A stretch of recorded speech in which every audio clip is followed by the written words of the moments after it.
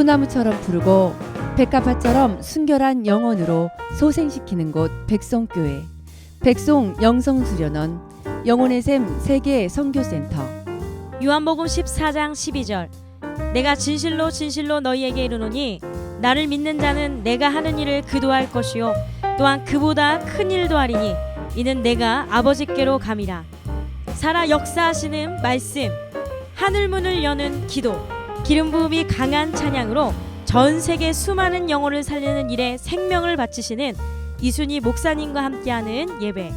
예배를 통해 살아계신 하나님을 만남으로 각종 우울증, 공황장애, 대인기피증 등 정신장애가 고쳐지고 불치병이 치료되며 모든 중독이 끊어집니다.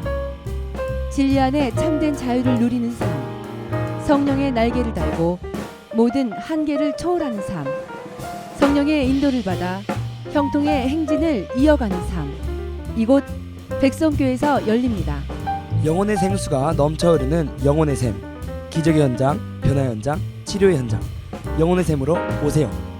성령의 능력을 받기를 원하시는 분, 각종 은사와 영 분별력을 원하시는 분, 치료와 변화가 갈급한 분, 백송 영성수련원으로 오세요.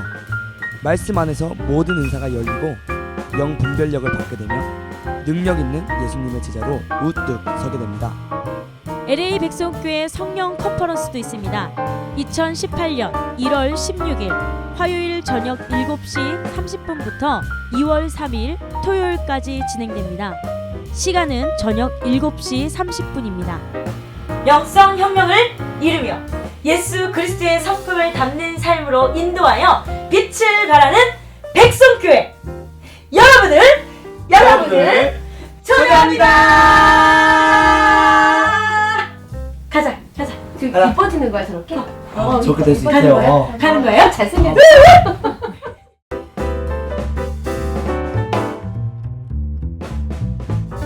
영혼의 샘 백송교회는 말씀이 살아있는 교회, 찬양이 살아있는 교회입니다. 백송교회는 매일 예배가 있습니다. 백성교회는 전 세계로 뻗어나가고 있습니다. 영혼의 샘 집회 일정은 변화의 현장, 기적의 현장, 치유의 현장으로 여러분을 초대합니다. 백송교회 오시는 길 확인하세요. 잠깐, 올해도 LA 영혼의 샘 성령 컨퍼런스가 있다면서요? 네, 1월 16일부터 2월 3일까지 미국 LA 영혼의 샘 백성교회에서 성령 컨퍼런스가 진행됩니다. 그러면 한국에서는 영혼의 샘 예배가 없나요? 아니죠. 이순희 목사님은 미국에 계시지만 한국에도 훌륭한 영혼의 샘 사역자분들이 계시기 때문에 매일매일 뜨거운 예배가 진행됩니다. 네, 그렇군요. 매일 놀라운 예배가 있는 영혼의 샘으로 여러분을 초대합니다. 영적 전쟁에서 승리하는 하이웨이 세 번째 시간, 트라우마의 진을 깨뜨리고 전진하라 라는 제목입니다. 창세기 9장 8절로 17절 말씀 함께 보겠습니다. 하나님이 노아와 그와 함께한 아들들에게 말씀하여 이르시되 내가 내 언약을 너희와 너희 후손과 너희와 함께한 모든 생물 곧 너희와 함께한 새와 가축과 땅의 모든 생물에게 세우리니 방주에서 나온 모든 것 곧 땅의 모든 짐승에게니라. 내가 너희와 언약을 세우리니 다시는 모든 생물을 홍수로 멸하지 아니할 것이라. 땅을 멸할 홍수가 다시 있지 아니하리라. 하나님이 이르시되 내가 나와 너희와 및 너희와 함께하는 모든 생물 사이에 대대로 영원히 세우는 언약의 증거는 이것이니라.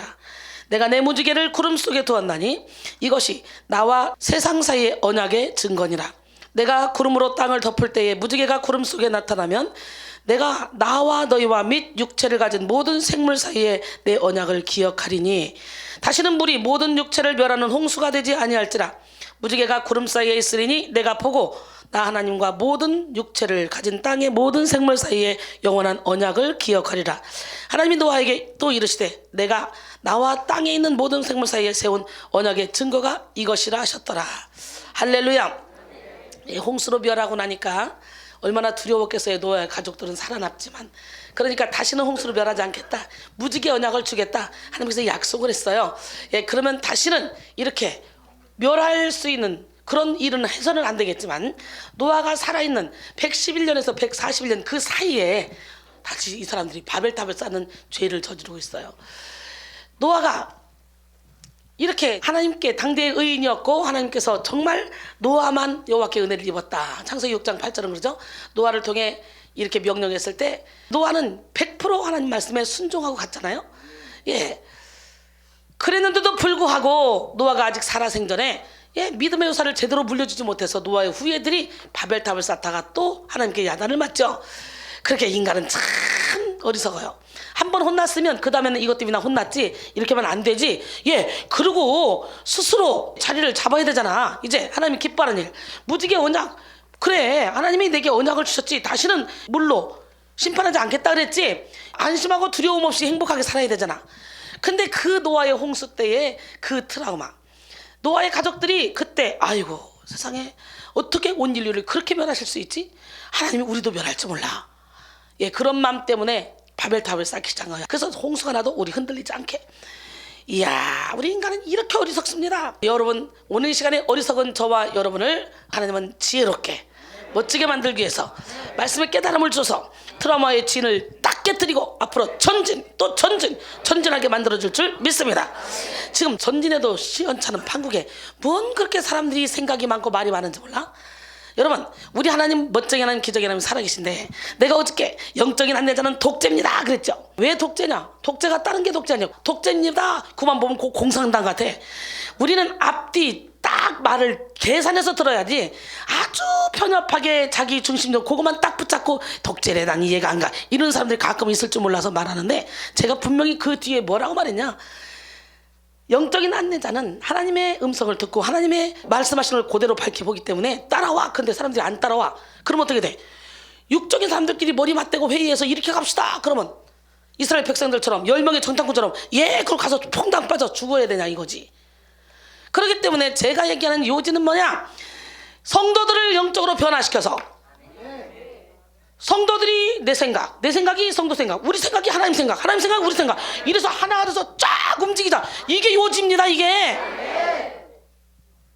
목사님들이 왜 문제예요? 성도들 비유 맞추고 막 이러니까 이끌려가다가 전혀 성령의 인도함을 받지 못하니까 교회가 개독교가 되는 거 아닙니까? 싹군이 되고.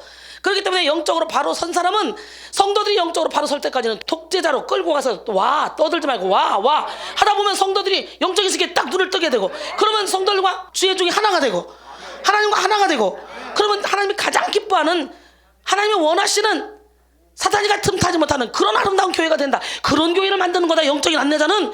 그런 얘기를 하는데 이상한 생각을 하는 사람들도 있어요. 얼마나 편협적인지 얼마나 모자라는지 오늘 이 시간에 여러분 모두가 다 이 앞대가리만 듣고 판단하지 마시고 전체를 들을 수 있는 능력을 받기를 원합니다. 영적 전쟁에서 승리하는 하이웨이 3탄 트라우마의 진을 깨뜨리고 전진하라 합니다.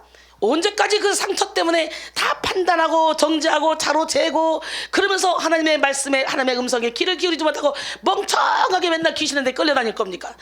이제 빨리 여러분의 생각을 집어치우세요. 내 생각은 무조건 틀리다. 아멘. 사람이요 열매로 보면 아는 거예요. 열매. 저를 보세요. 저는 아무렇게나 살아도 열매가 많아요.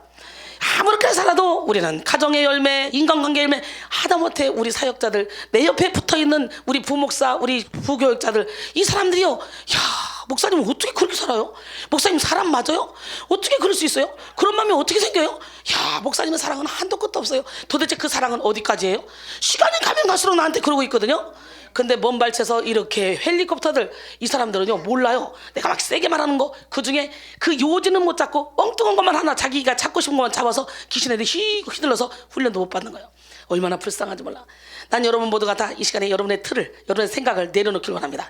여러분 생각의 틀을 탁 내려놓고 어린아이 같은 심령으로 하나님, 이순희 목사님 입에서 나오는 말씀이 하나님의 뜻이라면 무조건 받아들이게 하시고 하나님의 뜻이 아니라면 그냥 나는 말씀 중에 아멘으로 화답할 테니까 보이레피로 날 덮어주시고 하나님의 뜻이 아닌 것은 탁탁탁 빠져나가게 도와주세요. 그리고 안심하고 막 먹어야지. 이거 맞는 거야? 안 맞는 거야? 맞는 거야? 안 맞는 거야? 맨날 이 짓거리 가고 있으면요 남들 시컷 먹어 돼지 돼가지고 배부르다 막 이런데 자기는 막 피골이 상접해가지고 비틀어져 있단 말이지. 근데 신기한 거는 이게 다 보인단 말이지. 영적인 안내자가 그 속 생각을 못 읽으면 영적인 안내자 할 수 있겠어 없겠어? 못해요. 귀신에게 밥이 되죠. 벌써 제가 올라오니까 뭔가 막 생기가 돋아나지 않아요? 우리는요 사탄의 싸움부터 생각, 마음, 입술을 지켜야 돼요. 잘못된 생각 봐요. 생각을 사탄에게 딱 빼앗기는 순간 그 생각을 타고 들어와. 누가? 사탄마귀가. 사탄마귀가 생각을 타고 들어오는 순간 어떻게 돼? 우리 안에서 잠복하고 살아. 그래서 무의식 속에 들어가서 나를 살아갖고 내 인생을 막 좌지우지 흔들어버려. 그 내가 귀신한테 맨날 흔들고 다니면서 이리 맞고 저리 맞고 두들겨 맞으면서도 본인은 두들겨 맞는지도 모르고 본인은 영권이 있다는 거야. 본인은 능력이 있다는 거야. 나 오랫동안 사역을 했다는 거야. 나는 많은 환상을 봤다는 거야. 꿈을 꿨다는 거야. 웃기지 말라 그래. 우리 수민이도 환상 수도 없이 봤어. 아주 그냥 책 읽듯이 제시기도. 근데 쟤들이 아직 완전해? 그것만 보면 다야? 아니에요. 삶에서 열매를 맺어야 돼. 열매가 없으면 가짜야. 싹뿐이야. 정신 차려요 빨리. 여러분 오늘 이 시간에 나는 여러분 모두가 다 열매 맺는 삶을 살기를 원합니다. 그런데 남의 말을 듣지 않는 사람 왜 그래요? 트라우마예요. 상처예요. 계속적으로 자기를 포장하고 자기 생각에 모든 걸 잣대를 맞추려니까 안 되는 거예요. 트라우마는 우리의 영혼의 길을 막는 거대한 산과 같습니다. 거대한 산을 뚫지 않으면 영혼의 하이웨이를 뚫을 수가 없습니다. 오늘 이 시간 모든 트라우마의 산을 무너뜨리고 영혼의 하이웨이를 뚫읍시다. 스가랴 4장 6절로 7절 그가 내게 대답하여 이르되 여호와께서 스룹바벨에게 하신 말씀이 이러하니라. 만군의 여호와께서 말씀하시되 이는 힘으로 되지 아니하며 능력으로 되지 아니하고 오직 나의 영으로 되느니라. 큰 산아 내가 무엇이냐? 내가 스룹바벨 앞에서 평지가 되리라. 오늘 큰 소리 때문에 큰 산아 내가 무엇이냐? 내가 순이 앞에서 평지가 되리라. 그가 머릿돌을 내놓을 때에 무리가 외치기를 은총이 그에게 있을지어다 하리라 그랬어요. 트라우마는 그리스어로 상처를 의미하는 트라우마트, 이거를 상처를 의미하는 단어에서 유래한 말로 심각한 상해, 심리적인 고통을 야기하는 외부의 그런 강한 충격에 의한 상처를 뜻하는 말입니다. 두 가지 조건이 성립되는 가운데 만들어집니다. 먼저 트라우마는 피할 수 없는 상황에서 만들어져요. 예측할 수 없는 급작스러운 상황에서 만들어지고 예측할 수 있어도 내가 피할 수 없는 그런 상황에서 만들어집니다. 또 트라우마는 비일상적인 경험이 일상에서 발생될 때 만들어지는 거예요. 어떻게 내게 이런 일이 일어날 수 있지? 저 트라우마는 우리의 일상에서 급작스럽게 발생하는 사건으로 말미암은 것으로 자기가 감당하지 못할 수준의 그런 충격이 상처로 남는 것입니다. 그래서 트라우마는 일상에서 가장 가까운 부모나 친구, 선생님과 같은 그런 사람들에게부터 생겨나기가 쉽다는 거죠. 그래서 여기서요 부모나 친구, 선생님 때문에 트라우마로 상처로 고통당하는 우리 제식이, 우리 또 강하은이 뭐 많습니다. 여기 지금 우리 하민이도 마찬가지예요. 아버지가 워낙 세니까 이런 것처럼요. 너도 나도 할 것이 여기서 지금 거의 많은 사람들이 이런 상처를 갖고 있어요. 오늘 예수 이름으로 그 상처를 뿌리째 뽑아버립시다. 그리고 진리안의 자유 가운데 거합시다. 그리고 일상적인 활동 중에 버림받은 기억, 사고를 당한 기억, 충격을 받거나 애착을 갖던 일에 실패한 경험과 같은 것들이 트라우마로 형성될 수 있습니다. 이런 트라우마는 우리의 몸, 정서, 생각, 신념 및 사회적 역할, 사회와 공동체까지 영향을 미칩니다. 트라우마 당시의 정서적 반응은 자기 스스로 자기를 통제하기가 힘들고 자기가 느끼는 느낌을 감당할 수 없다고 느낍니다. 정상적인 반응이라면 그 일에 대해서 소화시키고 처리하는 과정을 통해 정서적 고통을 완화시키지만 트라우마의 경우는 기억을 정리하지 못하기 때문에 그 당시의 공포와 불안이 지속된다고 합니다. 예를 들면 어릴 적 목을 졸린 경험이 있는 사람은요 넥타이나 목도리 같은 걸 매지 못하는 경우가 많고, 비행기 사고를 겪은 사람들은 다시 비행기를 타는 것을, 높은 곳에 올라가는 것을 두려워하기도 한다 그래요. 또 물속에 한번 빠져 죽을 뻔한 사람은 물만 보면 두려워한다는 거죠. 이렇게 아무것도 아닌 것에 큰 두려움을 느끼게 되는 것입니다. 지그문트 프로이드는 1896년 출간된 그의 초기작 과학적 심리학 초기에서 엠마라는 여성 이야기를 통해 기억하지 못하는 그런 어린 시절 성과 관계된 그런 충격적 경험이 트라우마로 잠재되었다가 표출된 것을 보고했습니다. 의식할 수 없는 무의식 가운데 경험한 충격은 우리의 의식적인 기억 속에서 사라질 수 있어요. 우리는 그저 세월이 약이겠지요, 당신의 슬픔은, 그러면서 세월이 약이라는 거예요. 아무리 아프고 아무리 슬픈 일이 있어도 세월이 흘러가면 다 잊혀진다는 거예요. 잊혀집니까? 무의식 세계에 싹 들어가서 나를 만들어 갑니다. 그걸 누가 가르쳐줘? 이순이 똑똑하지 않아요? 그래서 무조건 잊으려고 하지 말고 오히려 골문 건 짜내야 되니까 드러내어 고치는 하나님 앞에, 하나님, 내가 어떤 일로 상처받아서 내 안에 이런 이상한 성격이 내가 조성이 되었고 내 안에 왜 이런 질병이 왔는지, 내 왜 이렇게 자유하지 못하는지, 왜 내가 이렇게 막 고통 가운데 스스로 강박관념 속에 빠져 사는지 다 이유가 있어요. 대부분의 우울증 환자들은, 여러분, 공황장애 우울증 이건요 거의 다가 집 안에서부터 일어나는 일이 많아요, 밖에보다. 그래서 우리는 교육을 자꾸 돈 주고 그냥 학교에 학원에 막 보내려고 하는데 그보다 더 중요한 교육은 가정교육이라는 거, 가정에서 이미 다 형성이 된다는 거. 우리 하나님은 살아계신데 여러분, 믿음의 우산을 물려주는 게 가장 귀한 건 줄 믿습니다. 기적의 하나님은 오늘 이 시간도 불꽃 같은 눈동자로 여러분을 지켜보고 계십니다. 일상적 활동 중에 버림받은 기억, 사고를 당한 경험, 충격을 받거나 애착을 갖던 일에 실패한 경험과 배신당하고 이런 것들이 다 트라우마로 형성될 수 있습니다. 이런 트라우마는 우리의 몸, 정서, 생각, 신념 및 사회적 역할, 사회 공동체까지 영향을 미칩니다. 트라우마 당시의 정서적 반응은 자기 스스로 자기가 통제하기가 힘들다 그랬죠. 그래서 자기가 느끼는 감정, 자기가 느끼는 그런 느낌을 감당할 수 없다고 생각해죠. 그래서 정상적인 반응이라면 그 일에 대해서 소화시키고 처리하는 과정을 통해 정서적 고통을 완화시키지만, 트라우마의 경우는 기억을 정리하지 못한다 그랬잖아. 그렇기 때문에 그 당시에 공포와 불안이 계속된다 그랬죠. 예를 들면 어릴 적 목에 졸린 경험이 있는 사람, 그죠? 그리고 또 내가 뭐 얘기했어요? 비행기 사고를 겪은 사람, 또 물에 빠진 사람, 이걸 예를 들었죠. 우리 하나님, 멋쟁이 하나님, 기적의 하나님은 살아계신데요. 여러분, 의식할 수 없는 무의식 가운데 경험한 충격은 우리의 의식적인 기억 속에서 사라질 수 있다 그랬죠. 그러나 우리도 모르게 잠재되었던 그 충격이 그와 비슷한 상황만 만나게 되면 우리의 의지와 상관없이 특정 증상으로 나타날 수 있다는 것이죠.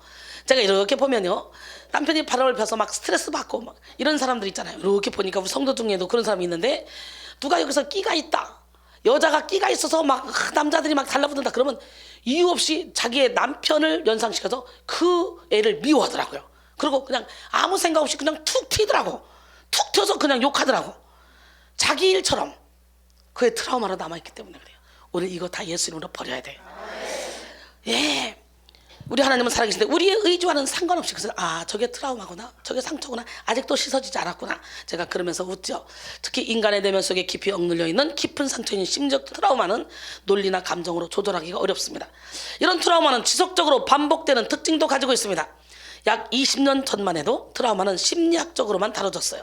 그러나 최근에는 트라우마와 뇌 활동의 관계성에 대해서 생물학적으로 밝혀지고 있습니다.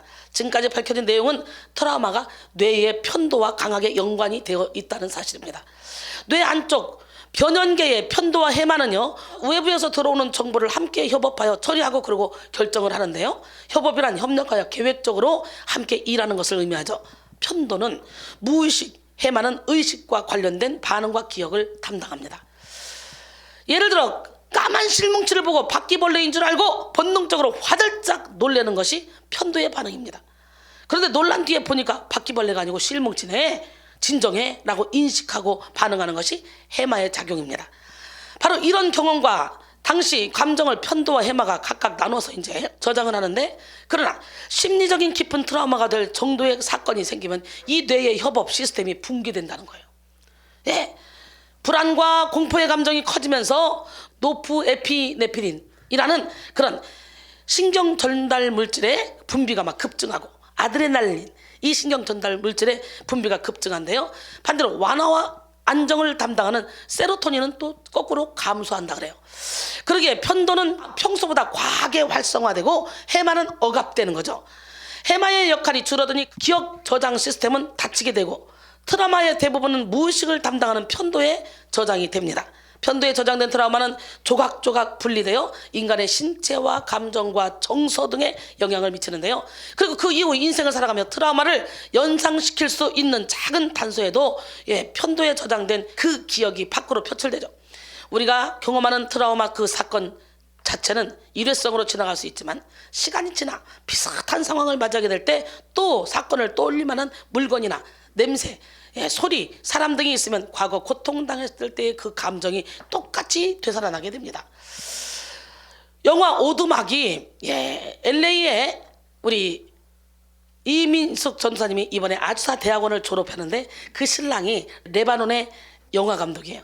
근데 영화 오두막이란 그 영화를 같이 진 사람과 같이 영화 활동을 하고 있더라고. 그래서 큰 영화제를 했는데 이 영화 오두막이 이런 트라우마를 가진 한 남자의 이야기를 다루고 있습니다. 세 자녀를 둔 맥이라는 사람이 있는데요. 그는 특히나 어린 막내딸을 정말 사랑했어요. 그리고 특별한 아이라고 생각하며 더욱더 이뻐했는데 어느 날 가족 여행을 가서 첫째와 둘째가 물에 빠졌습니다. 물에 빠지는 사고를 당하니까 거기서 맥은 아이들을 구하려고 뛰어들어가 구해냅니다. 그런데 그 사이에 가장 사랑하는 딸 미시가 사라져버렸어요. 맥은 미친 듯이 딸 미시를 찾아 헤매는데요. 결국 미시의 마지막 흔적이 어느 오두막에서 발견됩니다. 딸 미시는 괴한에게 유괴를 당해 끔찍하게 살해된 것이었습니다. 오두막에 대한 기억은 맥의 인생 가운데 가장 끔찍하고 가장 떠올리기 싫은 트라우마로 남게 되었죠. 그런데 어느 날 편지가 왔습니다. 그에게 끔찍한 오두막으로 오라고 적혀 있는 것이었습니다. 그는 혹시나 그 범죄자가 보낸 것이 아닐까 하는 마음에 기억하고 싶지 않은 그 트라우마의 원산지인 오두막으로 갑니다. 그런데 그는 그 오두막에서 삼위일체 하나님으로 상징되는 세 분을 만나요. 그 세 분은 일부러 맥이 상처받았던 그 과거의 장소로 그를 이끌고 그 상황에 직면하게 만듭니다. 그래 그의 상처를 끄집어내기도 하고 과거의 일을 떠올리기도 합니다. 맥은 과거에 자기가 받았던 그 트라우마의 장소와 비슷한 상황을 만나자 상처받았던 바로 그 상황 속으로 순간 자기도 모르게 들어가 버립니다. 그리고 소리를 지르고 몸부림을 치며 막 괴성을 지르고 고통스러워하는 그 맥에게 하나님은 말씀하십니다. 맥, 너의 눈에 보이는 이 상황은 거짓이야. 너의 마음속의 상처를 붙잡지 말고 나를 바라봐. 오늘 지금 여러분에게 하나님이 하시는 말씀이야. 여러분 안에 있는 상처를 붙잡지 말고 좀 주님을 바라보란 말이야. 결국 그는 자신 속에 눌러놓았던 상처들과 직면하며 하나님의 큰 사랑 안에 치유받습니다. 그리고 하나님의 선하심을 깨닫게 되고 믿음의 사람으로 세워지죠. 사랑 여러분, 사람은 누구나 기억하기 끔찍한 크고 작은 트라우마를 가지고 있습니다. 그러나 그 트라우마를 붙들고 인생을 망치는 어리석은 자가 돼서는 안 됩니다. 비록 여전히 해결하지 못한 트라우마가 우리 안에 남아있을지라도 우리의 시선을 오직 예수님을 향해 고정시켜야 됩니다. 히브리서 12장 2절에 믿음의 주여 또 온전케 하신 이인 예수를 바라보자. 그는 그 앞에 있는 기쁨을 위하여 십자가를 참으사 부끄러움을 개의치 아니하시더니 하나님 보좌 우편에 앉으셨는지라. 할렐루야. 오직 예수님만 바라봄으로 모든 트라우마로부터 자유함을 얻는 우리 모두가 되기를 원합니다. 고린도서 5장 17절 그런즉 누구든지 그리스도 안에 있으면 새로운 피조물이라. 이전 것은 지나갔으니 보라 새 것이 되었다. 예수 안에 있는 자에게는 결코 정죄함이 없습니다. 로마서 8장 1절로 2절 그러므로 이제 그리스도 예수 안에 있는 자에게는 결코 정죄함이 없나니 이는 그리스도 예수 안에 있는 생명의 성령의 법이 죄와 사망의 법에서 너를 해방하였습니다. 할렐루야. 옛날에 어떤 농부가 연못에서 놀고 있는 자라를 잡으려고 연못 속으로 손을 집어넣었다가 손가락에 물렸습니다. 자라에 강한 이에 물려 손가락에서 피가 흐르자 놀란 그 농부는 바로 집으로 달려갔습니다. 특별한 비상약품이 없던 옛날에는 된장이 이런 상처에 아주 최고의 약이었잖아요. 그래서 된장을 바르려고 부엌에 딱 들어갔습니다. 그런데 커다란 자라가 엎드려 있는 거예요. 깜짝 놀란 농부는 뒤로 낮아빠지면서 비명을 질렀습니다. 이 소리를 들은 아내가 안방에서 나와 그 광경을 보고서 이렇게 보니까 자라! 아내가 뭐라고 말합니까? 시작! 자라가 보고 놀란 가슴 소뚜껑 보고 놀란다. 그래서 그 말이 생겼다는 거예요. 영혼의 하이웨이를 가로막는 거대한 자라는 무엇입니까? 영혼의 하이웨이를 가로막는 거대한 산인 트라우마는 유년기에 받은 상처를 통해 원죄로 인해 죄의 경향성으로 인해 실패와 충격과 같은 아픔을 통해 형성됩니다. 이런 트라우마는 무의식 세계를 장악하고 인생 전반에 악영향을 미치죠. 특별히 충격은 슬픈 일이나 뜻밖의 사건 따위로 마음에 받은 심한 자극이나 영향을 뜻하는 말입니다. 사람은 충격을 받을 때 정신적으로 심적으로 상처를 받고 불안한 상태에 노출되기 쉽죠. 예를 들어 사랑하는 사람이 옆에 있다가 갑자기 테러범들이 쏘아대는 총에 맞아 죽으면 엄청난 충격을 받으면서 트라우마가 생길 수 있죠. 마틴 루터가 왜 주의종이 됐습니까? 친구가 옆에서 천둥번개와 벼락 칠 때 그 벼락 맞아 죽어버린 거예요. 그래서 이게 뭐냐? 삶의 의미를 잃어버린 거예요. 그래서 수도사가 된 거예요. 우리 하나님은 살아계신데 엄청난 충격을 받고 세상 짐을 다 내려놓고 하나님께로 가는 사람도 있더라고. 그렇게 그러니까 트라우마가 다 나쁜 것만은 아니더라고. 그 상처 때문에 고난이 유익이 돼서 고난 때문에 세상을 의지하지 않고 사람을 의지하지 않고 하나님만 바라보는 사람도 있더라 이거죠. 저 보세요. 영적인 트라우마 때문에 제가 하나님만 의지하다가 이렇게 멋진 작품이 돼서 야, 나는 정말 사람들이 영적으로 얼마나 무지한지. 저도 사실은요 유매제밖에 모르는데 사람들 아예 모르니까 야 진짜 이해가 안 가. 이해가. 예, 우리는 빨리 신학교를 세워야 돼요. 빨리 신학교를. 왜냐면 신학교에서 이런 걸 안 가르치잖아. 몰라. 이런 얘기만 헛소리 한다 그래.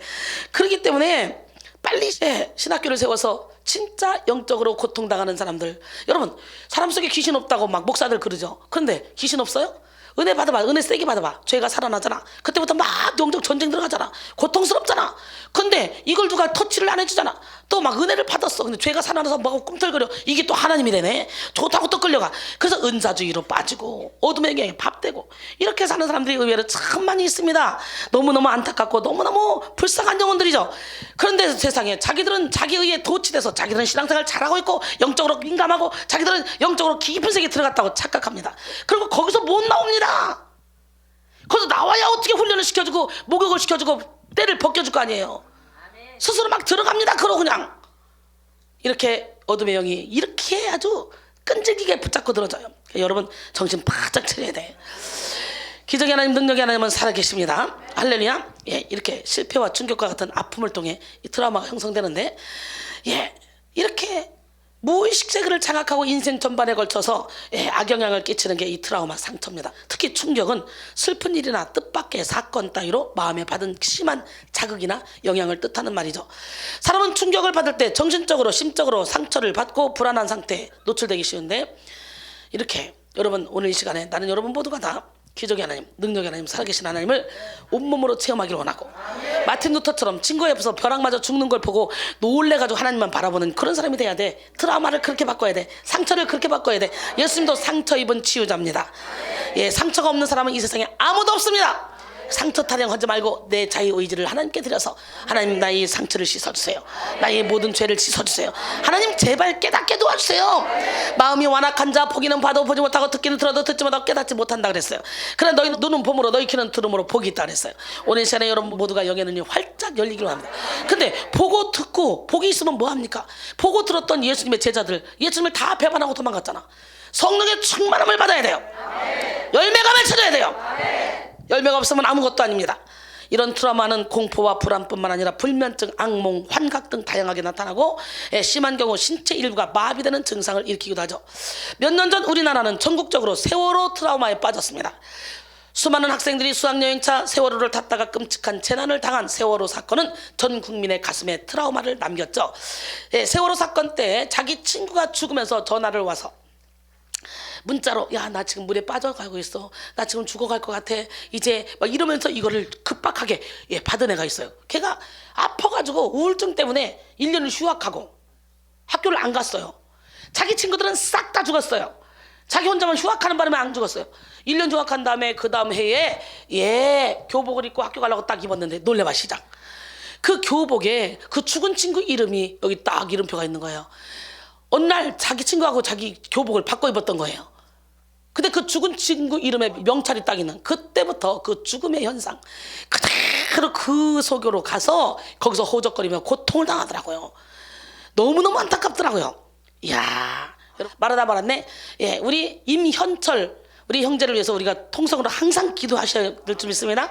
여러분 임현철 아드님의 병을 치료받기 위해서 지금 하나님께 먼저 번제를 드리는 거예요. 그러니까 우리 모두가 한번 기도하시고 그리고 제가 시간 날 때 한번 가서 아드님인데 가서 함께 우리가 기도도 해주고 그래서 우리가 아드님 살리는데 생명을 걸어야 될 줄 믿습니다. 옛날에 피아노에다가 발목 놓고 키웠던 목사님 딸이 있어요. 다 틀어졌어. 앉아있는데 어떻게 앉아? 이렇게 앉았어요. 이게 다였어요 이게. 근데 한 번 기도를 하는데 나도 모르게 내 입에서 뭐라고 하냐 거짓대잖아. 나도 모르게 나온 말이에요. 그랬더니 갑자기 이러고 놀려야 돼? 그러더니 의지가 좀 돌아왔어. 19살 때 귀신이 잡아가 25살 때까지 6년 동안 전혀 감각이 없었던 사람. 우리 박혜중 원사님 잘 아는데. 근데 이렇게 풀어졌어. 몸이 꼬부라진 게 다 풀어졌어. 18년 동안 38년 동안 꼬부라져 조금 더 펴지 못했던 사람처럼. 그러더니 나는요 우울증 환자를 봐도 그런 환자는 처음 봤네. 아무런 감각이 없어. 7, 8명이 꼬집어도 아이야도 안 해.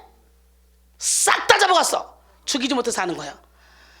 밤중에 12시만 되면 소리를 지르고 집안은 완전히 발판에다가 밥을 주면 밥을 다 허쳐놓고 거기서 주워 먹고, 만약에 밥을 치웠다 그러면 막 난리가 나는 거예요. 그래가지고 막 집안이 막 쓰레기 냄새, 더러운 냄새, 막 음식 찌꺼기 냄새로 가득합니다. 막 그 교회 옆에가 바로 사택인데 교회 근처만 가도 막 그 썩은 냄새가 진동을 하니 교회에 누가 사람이 오겠어요? 그런 딸이 놀래봐 시작. 아야! 그리고 이게 펴지더니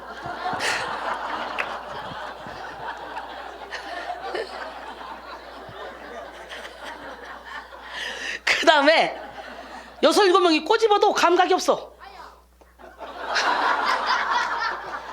감각이 없어. 아 그런데요 그 다음날 꼬집었더니 아야! 그 다음날 아야!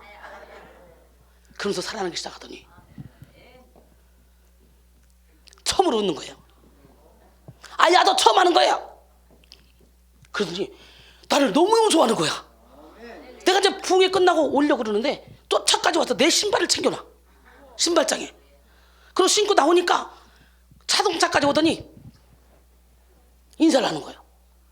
근데 그때 목사님이 나한테 그랬어요. 그 담임 목사님이 제가요 큰 걸 하나 해드리려고 그래요. 그러더라고. 그 나는 그 당시에 벌써 17년 됐어요. 16년 됐네. 그래서 이렇게 보니까 사례비도 많이 주는데 거기다가 보약값을, 그때도 내 몸이 엉망이었거든. 하도 많이 쓰임받았어. 보약값을 딱 두둑하게 해서 주더라고요. 그래서 이건가 보다 생각하고 아무 생각 없이 왔는데 그 다음날 전화 왔어요. 아, 저 그때 프린스에 좋은 차 있을 때예요. 97년식인가 그때 있었을 때, 그 막 산지 얼마 안 됐을 때. 아, 우리 하나님이 우리 교회는 사례비 줄 돈도 없는데 이수인 선교사님을 통해 이렇게 주변에서 많이 한 100명이 몰려와가지고 거기서 옥합을 다 깨고 병을 고쳤거든요. 이수인 선교사님을 통해 하나님이 이렇게 예물을 주셨으니까 그걸 몽땅 거기서 1,000만 원 빼고 너 선교 헌금 하려고 넣어놓은 1,000만 원 빼고 2,000만 원으로 이수인 선교사님 자동차 사줘라. 그랬다는 거예요. 그래가지고 나한테 주민번호 가르쳐달래. 지금 신청하면 한 달 후에 나오는데 크리스마스 전날 나온대요. 차 가지러 오래요. 차 가지러 갔죠. 그때까지 스틱 했거든요. 스틱. 근데 오토더라고.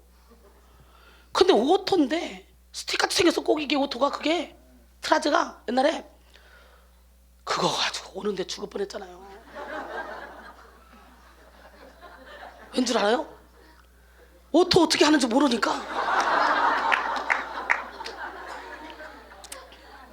한겨울에 쇼를 했다는 거 아니야 우리가. 키까지 딱 저거 썬팅까지 딱 해서 주는데 그 차를 가지고 오는데 시동 걸어서 어떻게 해서 왔어요. 휴게소에. 그래서 오줌 뚝 싸고 된장 뚝 볶고 그 나와서 올라오고 시동을 걸냐. 아무리 해도 시동이 안 걸리네. 하다 안 돼가지고 기름이 없다. 그래가지고 그 추운데 우리끼리 팍 휴게소 보면 저 옆에 주유소 있잖아. 그리 걸어가서 병으로 사다가 부었어요. 걸어 안 돼. 큰일 났네. 추워 죽겠는데 이게 왜 시동이 안 되는 거지? 한참 그러다가 지나간 사람들한테 물으니까 그 페달 밟고서 시동 걸었어요? 그러더라고. 오토는 페달 밟고 시동 거잖아요. 그냥 그렇잖아. 이거는 옛날에 그거는 스틱은. 그래가지고 그래 어떻게다가 걸었더니 밟았더니 되네? 근데 문제는 그 다음 휴게소야. 그 다음 휴게소 왔는데 다시 쉬하고 왔더니 또 안 돼. 근데 금방 한 걸 잊어버렸어. 그때 여럿이 갔습니다. 우리 자동차 한 차 실었습니다. 다시 또 갔죠. 어디로? 기름 사러. 다시 기름 사다가 다시 넣었어요. 또 안 돼요. 아 진짜 이거 왜 넣는 거야 이거. 그랬던 기억이 있어요. 귀여워요? 나는 이게 스틱을 오랫동안 운전을 했기 때문에 오토의 기능을 잘 몰랐어요. 뭐 자기들은 뭐 그때 오토 알았나, 뭐 오토가 뭔지도 몰랐지. 웃고 그래. 아이고 자기들 좋아도 다 그랬을 거야. 아이고 진짜 난 말하고 있어 그냥. 그렇게 자동차를 하나 봤고요. 여기서 기도하는데 이쪽에 앉아 있는 집사님 그런 거에 낮에 우리 박혜지 권사님 친구인데요. 그 교회에 다니는데 그 집안이 싹 다 박사 집안, 다 뭐 성악가, 다 유학파, 다 경북대학교 시아버지는 경북대학교 대학원 원장이었고 뭐 다 교수, 교사, 엄마, 친정엄마, 시어머니 할 것 없이 막 완전 집안이 다. 자기만 음대 나왔어. 아니 박혜지 권사님 나이 64세에 음대 나왔으면 잘 나온 거야 안 나온 거야? 대단한 거지. 근데 자기만 유학 안 갔다 오고 자기만 별 볼 일 없다는 거야. 그래가지고 너는 어렸을 때보다 너는 집에서 살림이나 해. 너는 살림이나 해. 그래서 살림꾼으로 세운 거야. 그래서 결혼을 했는데 그 당시에는 그 정도 되면 무조건 중고등학교 교사로 갈 수 있잖아. 그래서 시아버지한테 아버님 저 학교에 늦으세요. 그러니까 나 너네 친정 엄마 아빠한테 나 혼난다. 너는 집에 살림이나 해라. 친정에서도 그러더니 시댁에서도 그러네. 환장하는 거야. 너무너무 스트레스 받았어요. 그러다가 신랑은 논현동에서 40대에 이제 국민은행 지점장이었어요. 근데 너무 이게 스트레스가 막 쌓이다 보니까요. 귀가 안 들리기 시작하는 거예요. 점점. 그러다가 음악학원을 차렸어요. 마치 내가 그 음악학원 밑에 지하에 상가를 사가지고 들어갔거든요. 그러니까 이제 자기네 교회에서 집회할 때 나를 알고 은혜를 받았으니까 내려오는데 내려와서 점심을 먹는데 뭐라 그러냐면 저는요 사실은요 안 들려가지고 트라우마죠. 상처 귀가 안 들려요. 서서히 안 들리더니 지금은 거의 안 들리고요. 한쪽은 아예 안 들리고 한쪽은 왕왕왕 들려서 사람들하고 대화할 때 입모양 보고 알아들어요. 자동차 안에서 대화할 때도 엄마! 이렇게 입모양 크게 해서 이렇게 말해야 알아들어요. 그래서 사실은 선교사님이 우리 교회 와서 부흥회 하셨는데 저는 하나도 몰라요. 그래가지고 부흥회 끝나고 나가면서 신랑한테 여보 지금 선교사님이 오늘 무슨 설교했지? 이래가지고 신랑한테 또박또박 입모양 보고 대화해서 알아듣는다. 그러길래 내가 그런 거 왜 끌고 다녀요? 여러분 트라우마 이 상처를 통해 들어온 거요. 이 상처만 씻으면 싹 해결돼. 오늘 다 영혼위기 질병 다 고침받읍시다. 그런 걸 왜 끌고 다녀요? 그런 거 그냥 치료받아야지. 그랬어요. 점심 때 그랬는데 그날 저녁에 여기 예배 드리러 왔는데 막 예배를 드리고 있는데 내가 갑자기 연집사 귀 낳는다. 아멘 해. 그랬더니 아멘 하는 순간 뻥 뚫려버렸어. 할렐루야. 그래가지고 자동차 1,750만 원 주고 봉고차 하나 사놨잖아요. 나 그 달에 그냥 자동차 2대를 선물로 받아버렸어. 주혜종들이 거지처럼 사는 사람들이 그게 뭐 취미생활이야? 주혜종은 무조건 거지처럼 살아야 된다는 생각을 왜 해? 우리 하나님은 빌립보 4장 19절에 나의 하나님이 그리스도 예수 안에서 영광 가운데 그 풍성한 대로 너희 모든 쓸 것을 채우시리라. 구하라 주실 것이라 찾으라 찾을 것 두드라 열릴 것. 능력 없으니까 귀신에 맨날 휘둘려가지고 거지처럼 사는 거지. 능력 있어봐 그냥 날라오지. 그럼 어떻게 그런 사람들 그런 무의미한 성도 죽이는 목회하지 말고 이런 데 와서 그냥 썩어야 돼. 1년이고 2년이고 10년이고 능력 받을 때까지 썩어야 돼. 썩고 가서 한 번에 빡 터뜨려야지. 어설프게 총칼도 제대로 갈지도 않는 무딘 거 가져가서 전쟁 치료했다고 하면 너도 죽고 나도 죽고 같이 죽는 거예요. 답답해 죽겠어 진짜. 세월호 사건 때문에 경제 활동에도 크게 영향을 미쳤어. 한동안 소비 심리가 침체되고 카드 사용이 줄어들고 국민 정서가 세월호 사건으로 인한 상당한 우울감과 분노에 시달렸고 지금까지도 그 여파가 이어지고 있잖아요. 그러나 직접 사고를 접한 생존자들과 사망자 및 이 실종자 가족들의 트라우마는 이에 비교할 수 없이 심각합니다. 특히 가까스로 살아남은 생존자들은 서바이벌 증후군에 시달릴 가능성이 많습니다. 서바이벌 증후군은 생존자들이 당시에 겪은 영상이 뇌리에 지워지지 않는 그런 특징을 말하는 것입니다. 이 서바이벌 증후군에 빠진 사람들은 수시로 사고 당시 상황이 떠올라서 그 두려움 때문에 견디기가 어려워 자신을 숨기게 되죠. 일정 기간 잊었다고 해도 비슷한 사건에 대해 듣거나 보게 되면 다시 그때의 영상이 떠올라 고통스러워하는 것입니다. 한편으로 자기만 살아남았다는 자책감과 죄책감에 시달리기도 한다고 합니다. 대인 기피증, 부적응, 집중력 저하 현상 등 사고 충격이 뇌리에 잠재하여 계속되는 트라우마에 시달릴 수가 있다는 것도 큰 문제입니다. 이런 트라우마의 영향은 수개월, 수년, 아니 평생 동안 지속될 수 있기 때문에 엄청난 문제가 아닐 수가 없잖아요. 우리 그 목사님 딸이 이게 펴졌잖아. 자동차를 사줬잖아. 사준 거로 끝나? 그런 환자들은요 번제를 드려야 돼. 번제를 들여서 하나님 마음을 움직여야 돼. 이거는 인간의 힘으로 안 돼. 이슬이가 아무리 능력 있어도 안 돼. 뭐 인간의 힘으로 할 때 의지가 있어야지. 나를 사랑하는 자들이 나의 사랑을 입으며 나를 간절히 찾는 자들을 만나리라 그랬는데 의지가 요마지라도 있어야 시루라기 같은 의지라도 붙잡고 있어야 살지. 이걸 다 놓쳤는데 어떻게 살아나? 못 살아나. 이것은 오로지 하나님만이 하실 수 있어. 하나님의 마음을 감동시켰어요. 그 목사님이. 예, 저는 그때 평신도였잖아요. 그래가지고 이제 제가 목사님 제가 대구 집회 가는데 가정부흥회 하루 해드리겠습니다. 그리고 갔죠. 그래서 가정부흥회 하루가 아니라 2박 3일을 했어요. 아주 그냥 그때도 부흥회를 계속 가니까 바빴지만 부흥회 간다, 가정부흥회 간다고 스케줄을 빼버렸어요. 그 가정을 위해서. 이제 조금 깨어나긴 했지만 이제 뭐 아무것도 아니죠. 예, 그러면서 나중에요, 예, 무의식의 세계의 어둠이 막 올라오기 시작하는 거예요. 언니, 오빠, 어쩌고 저쩌고 막 말하기 시작해. 이 입 열고 말하는 것만도 기적이잖아요. 예, 그러고 나서 그 다음에 오고 나니까 어느 봉투 200만 원을 수표 2장을 딱 내 성경책에 껴놓은 거예요. 그래서 그 다음에 다시 선물을 사가지고 또 가정에 갔죠. 그리고 그 선물을 받았으니 자동차만 타면 어떻게 돼? 기도를 안 할 수가 없는 거예요. 그리고 대구가 그때는 계속 대구에 부흥회 갈 때니까 대구에 부흥회 가면 예, 이 가정은 안 들릴 수가 없는 거예요. 그래서 부흥회 끝나고 저녁에 예, 새벽이라도 가가지고 그 자매를 기도해주고 하다 보니까 놀래봐 시작. 세상에 어느 순간에 19살 때 기억이 돌아온 거야. 피아노를 치고 노래를 부르는 거야. 할렐루야. 예, 19살 때 기억이 돌아왔다. 그러면 이제 살아나기 시작한 거잖아요. 내가 워낙 바빴기 때문에 그때로부터는 손을 떼었어요. 그때부터 목사님이, 담임 목사님이 하나님 80%는 고쳐졌는데 이 20%는 조상으로부터 내려오는 죄라고 생각하고 내가 40일 금식하겠습니다. 내가 40일 금식할 테니까 이 딸을 고쳐주세요. 그리고 결단하고 40일 금식했는데 놀래봐 시작.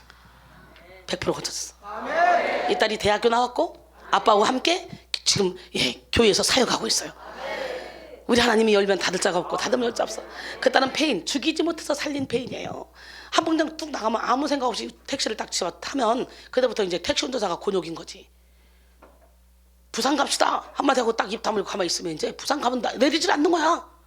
어떨 때는 일주일 만에 돌아오고. 그랬던 딸이 이제는 가정을 기쁘게 하고 교회를 행복하게 하는 딸로 바뀌었습니다. 죽이지 못해 살아. 이거 지금 말이니까 그치? 말로는 표현할 수 없어. 사람이 아니었어요. 야, 어떻게 저런 환자도 있냐 싶을 정도였어요. 지금까지는 내가 그런 환자는 보지를 못했어요. 지금까지 아무리 핥히고 때리고 두드러 패고 해도 그런 환자하고는 비교가 안 됩니다. 그러나 하나님의 마음을 감동시켰더니 하나님이 열면 닫을 자가 없어요.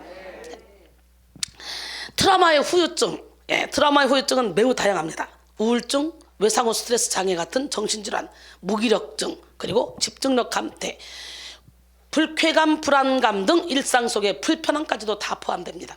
그러니 여기서 트라우마가 없는 사람 하나도 없죠. 일상에서 느낄 수 있는 트라우마의 대표적인 후유증으로 과민 반응이 있습니다. 무슨 반응? 아마 여러분도 각자 경험한 트라우마로 인한 크고 작은 과민 반응의 증상들을 지니고 있을 것입니다. 그 구체적인 예들을 몇 가지 말씀드리자면, 대학생 하모 씨는요, 자신이 다니는 대학이 언덕 위에 있는 것을 보고 친구가 우스갯소리로 언덕 오르내릴 때 힘들겠네 한마디 했습니다. 이게 화낼 일이야 안 낼 일이야?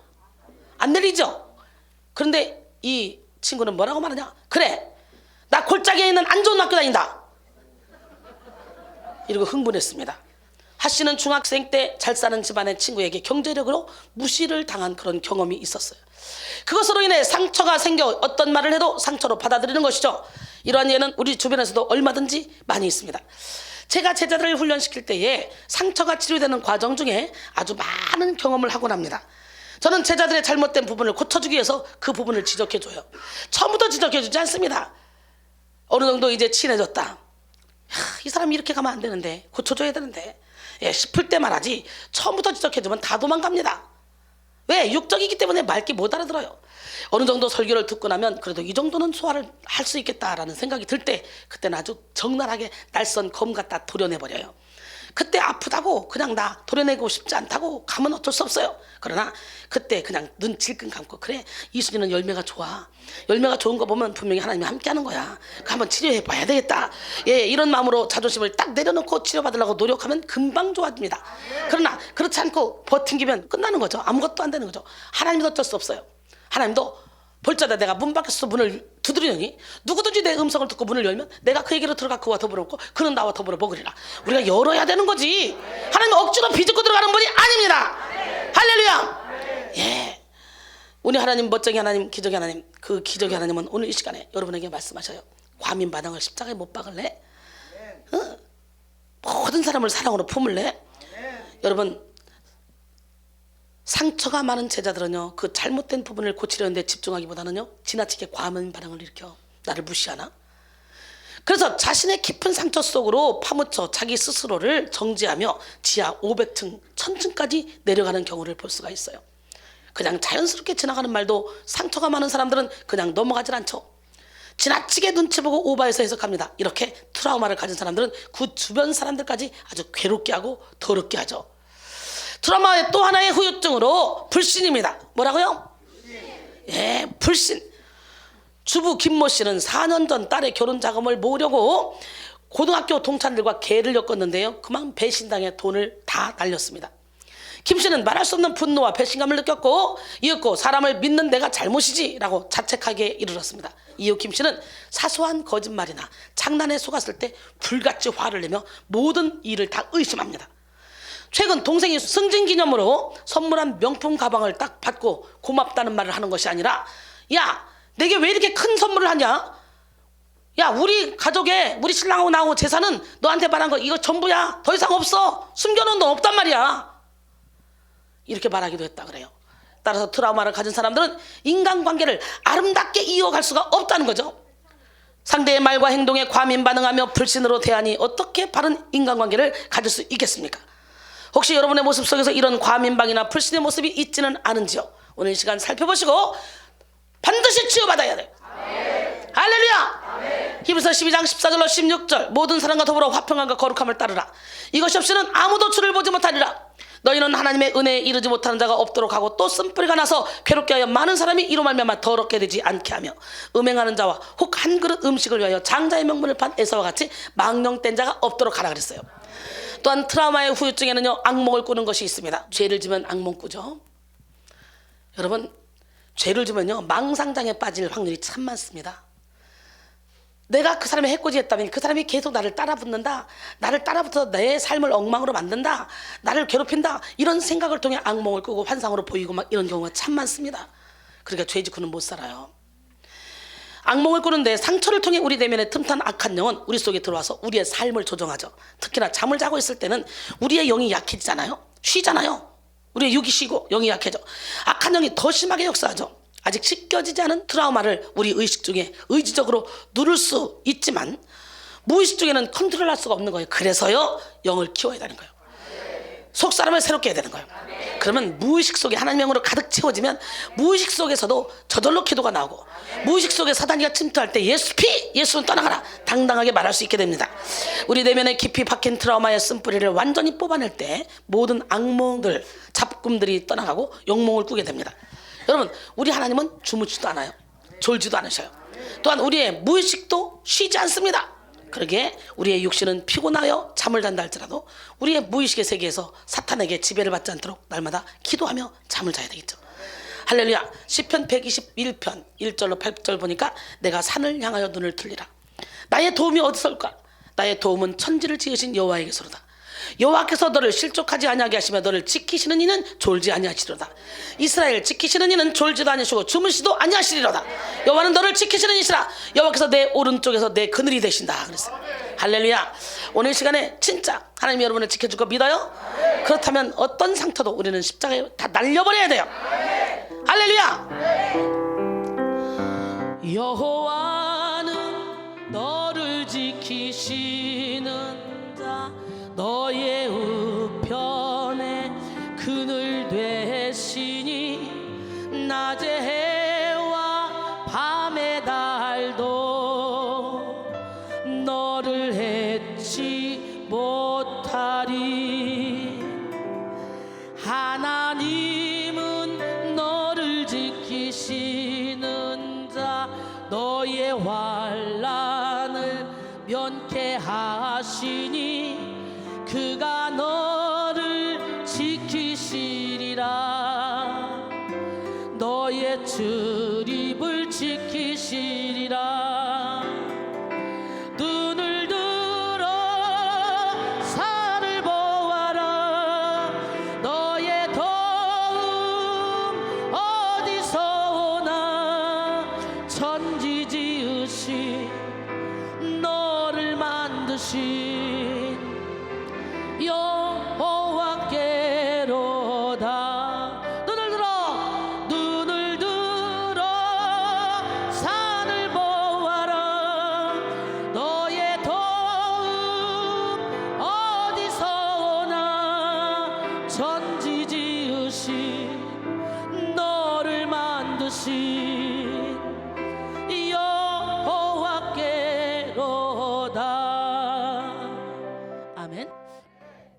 트라우마에는 빅 트라우마가 있고 스몰 트라우마가 있어요. 빅 트라우마는 재난과 천재지변, 전쟁, 어렸을 때 성폭행 경험 등과 같이 한 개인의 삶에 극적인 영향을 주는 일상의 경험을 넘어서는 커다란 사건이나 경험을 말합니다.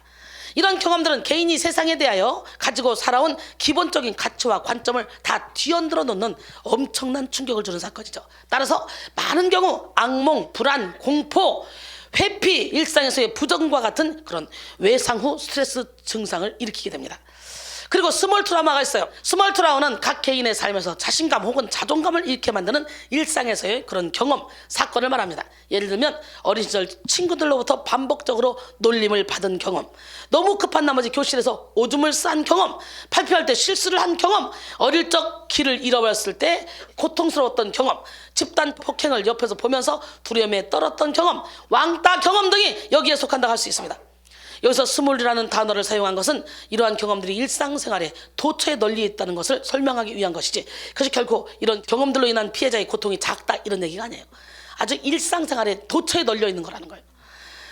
스몰 트라우마는 누구나 다 겪었을 것입니다. 아니에요? 그런 것들이 여러분 안에, 여러분 무의식을 살아갖고 여러분의 인생을 지금 움직이고 있기 때문에 여러분의 삶이 항상 기뻐하고 시험을 기도하고 범사에 감사하는 하나님의 말씀에 부응하지 못하는 거예요. 저는 그렇게 살고 있잖아요.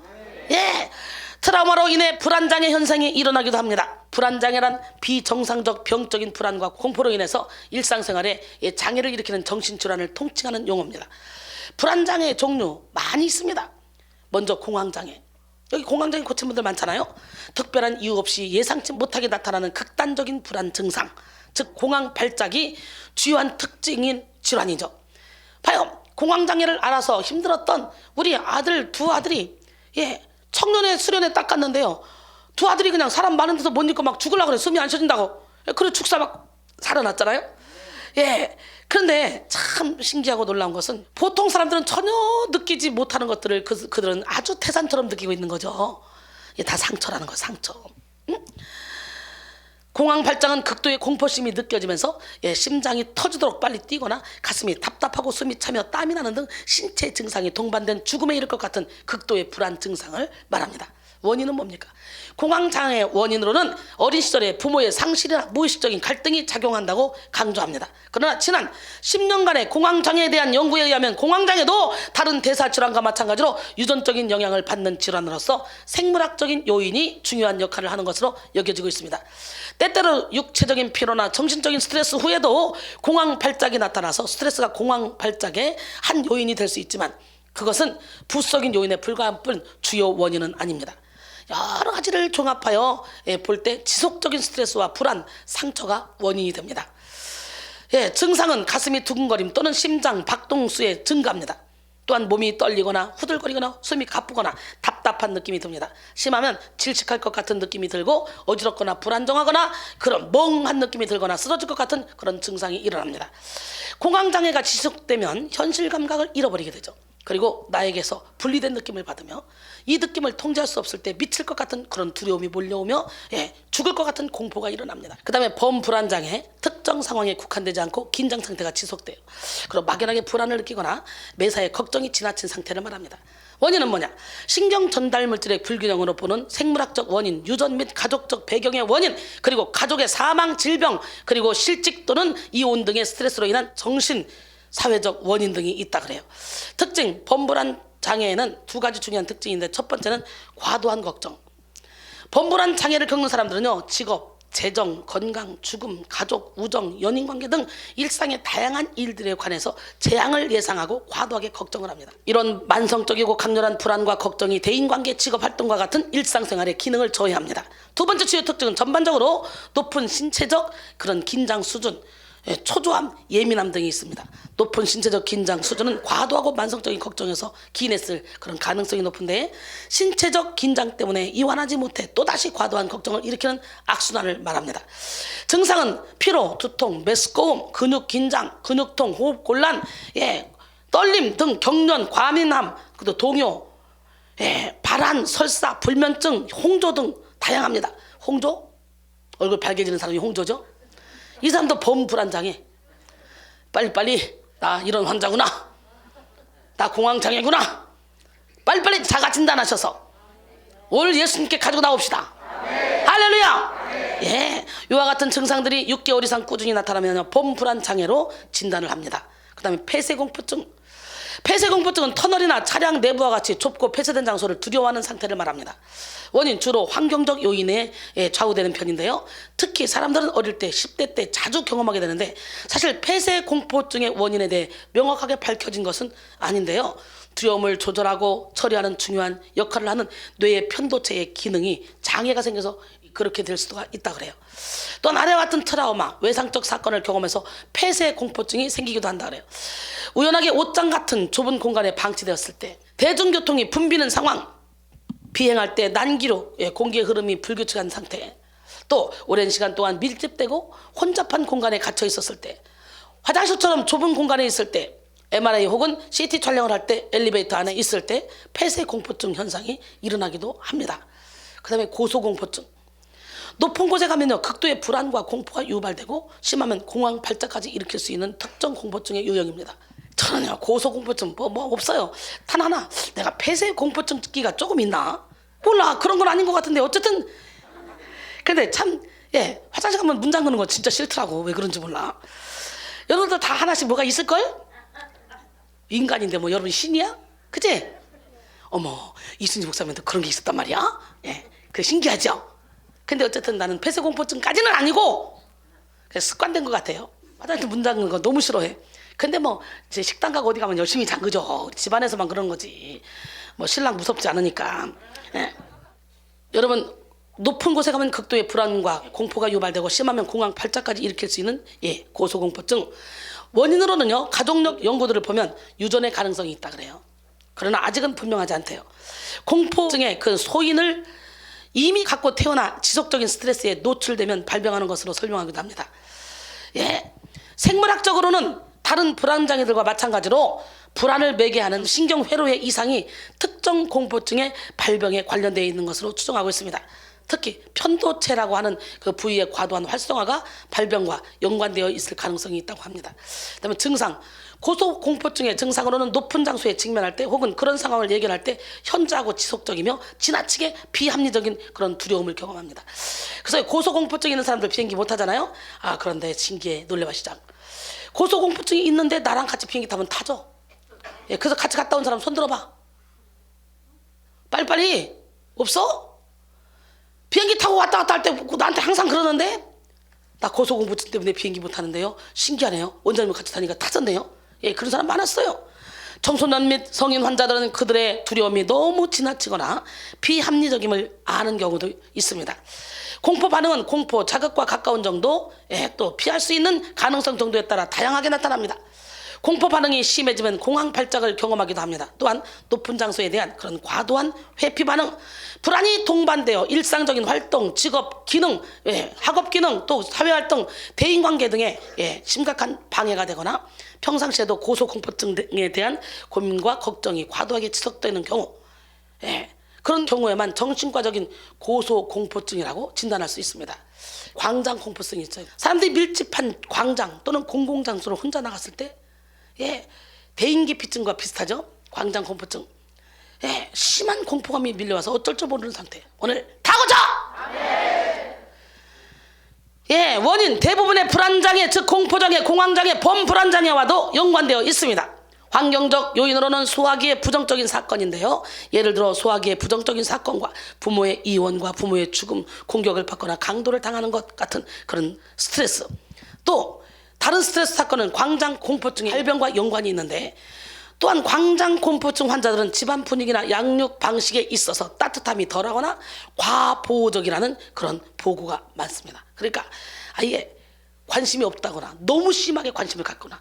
증상. 광장공포증 환자는 자신이 어려움에 처해도 도움을 받기 어려울 것 같은 그런 상황을 한사코 피하려고 합니다. 사람이 많은 거리나 상점, 밀폐된 공간, 터널, 엘리베이터 또는 도중에 내리기 어려운 운송수단, 지하철, 버스, 기차를 피하며 어쩔 수 없는 경우에는 누군가를 반드시 동행하려고 합니다. 심한 경우 외출도 안 하려 하지만 혼자 있는 것도 또 두려워해요. 환장하는 거지. 살기 진짜 힘들겠다, 그지? 사람들은 이런 상황에서 공황 증상, 또는 다른 부적절하거나 당혹스러운 증상이 나타나면 벗어나기가 힘들거나 도움을 받기 어려울 것이라고 생각하기 때문에 이런 상황을 두려워합니다. 이런 상황은 거의 대부분 공포나 불안을 이야기하여 사람들 하여금 상황을 회피하거나 동반자를 필요하게 만듭니다. 공포 상황에 노출될 때 불안으로 인해 여러 가지 자율신경계통의 신체 변화와 감각도 느끼게 되어 불안은 더욱더 악화되죠. 심장 박동이 빨라지고 숨이 답답해지고 식은땀이 나면서 손발이 떨리기 시작하며 또 불안은 극도에 달하게 됩니다. 환자는 오로지 그 자리에 탈출할 생각밖에 못하는데요. 자신이 그 불안을 극복한다는 것은 엄두가 나지 않아요.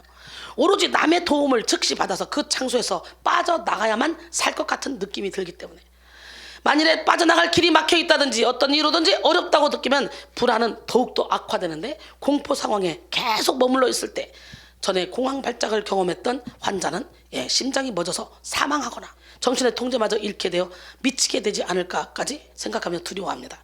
이처럼 광장 공포증 환자들은 공황 유사 증상이나 다른 신체 증상과 관련된 그런 위험을 과대평가하는 경향이 있습니다. 이렇게 트라우마는 우리 인생에 치명적인 악영향을 미치는 영혼의 장애죠. 그러나 한편에서는 트라우마에 대한 비판적인 시각도 많이 있습니다.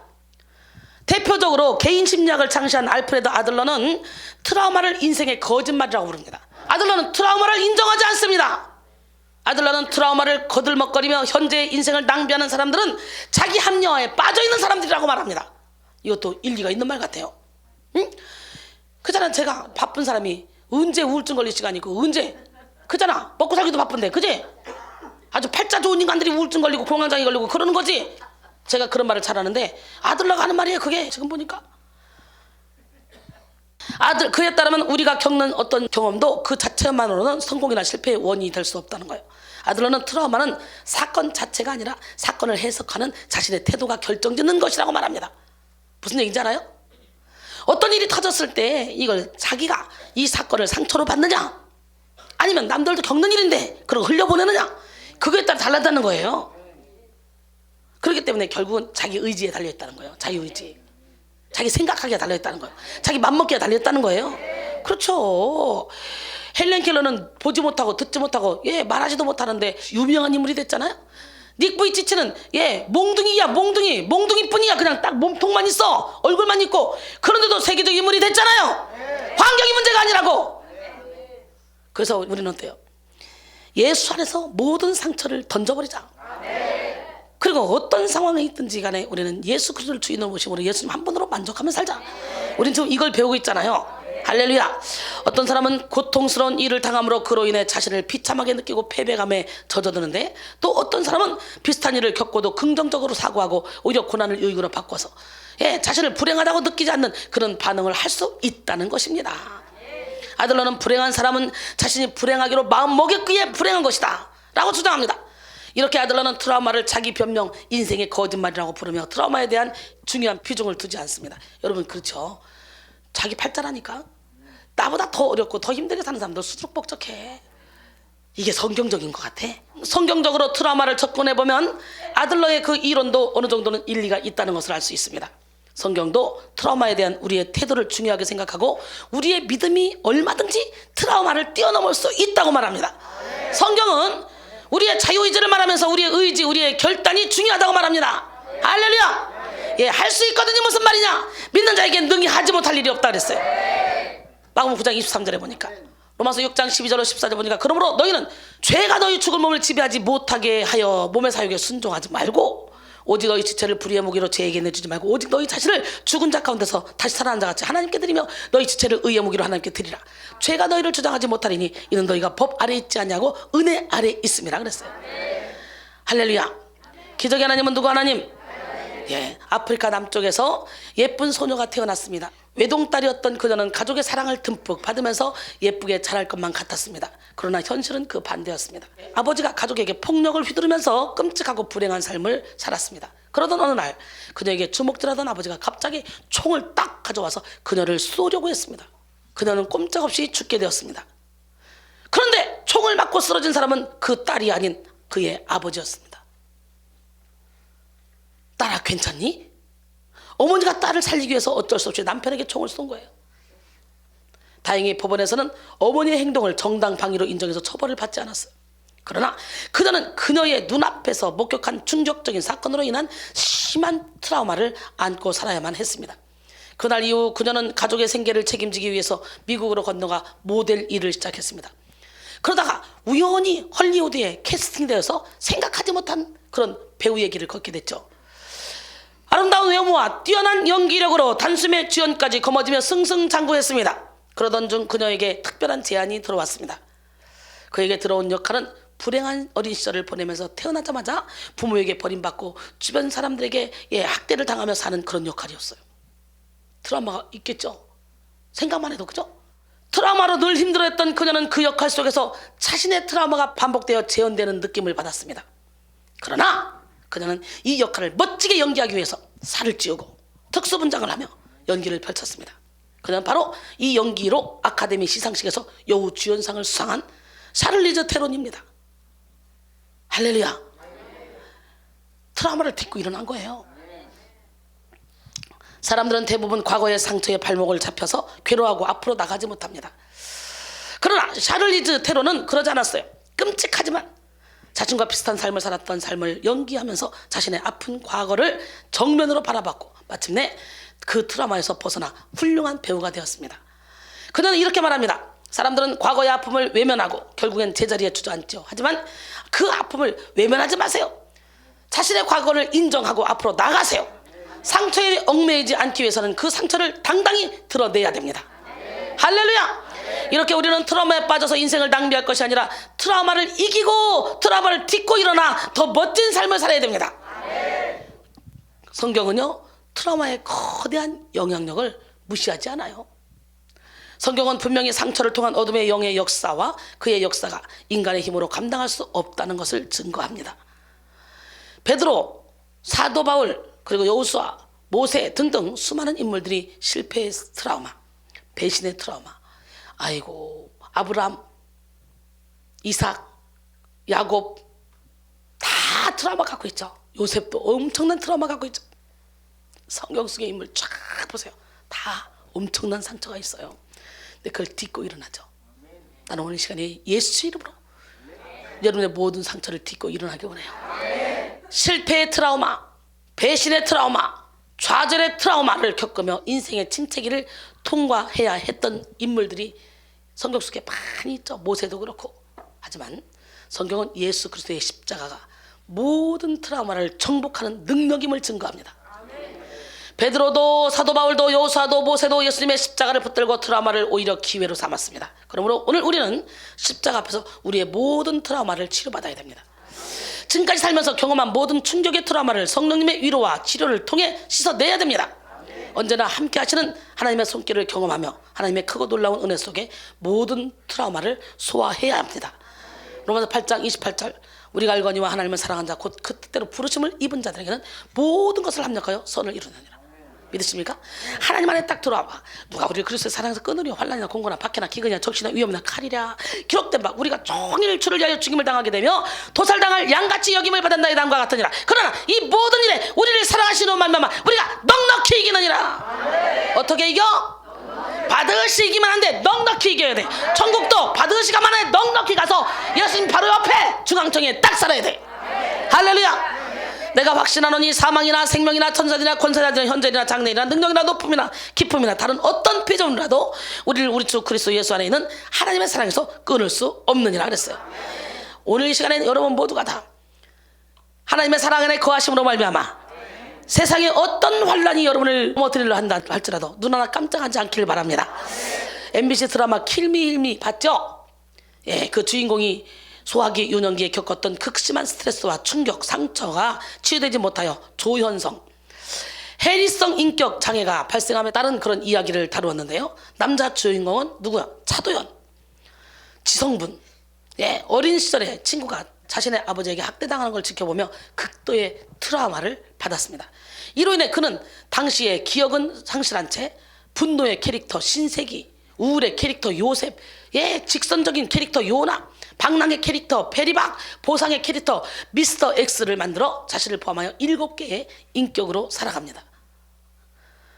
그러나 정작 자신의 아버지에게 학대를 당했던 오리진, 황정음이죠. 오리진은 부모 형제의 따뜻한 사랑을 받으며 밝고 건강한 성격으로 성장합니다. 하지만 오리진 역시 드러나지 않은 상처가 수시로 꿈으로 나타나 자주 괴로움을 겪죠. 이렇게 이 드라마는 같은 환경에서 같은 크기의 스트레스가 가해지더라도 증상으로 드러날 수도 있고 않을 수도 있음을 보여주고 있습니다. 그리고 드라마상에서 차도현과 오리진은 서로의 사랑과 본인의 의지와 노력으로 트라우마를 극복하고 해피엔딩의 결말을 보여주죠.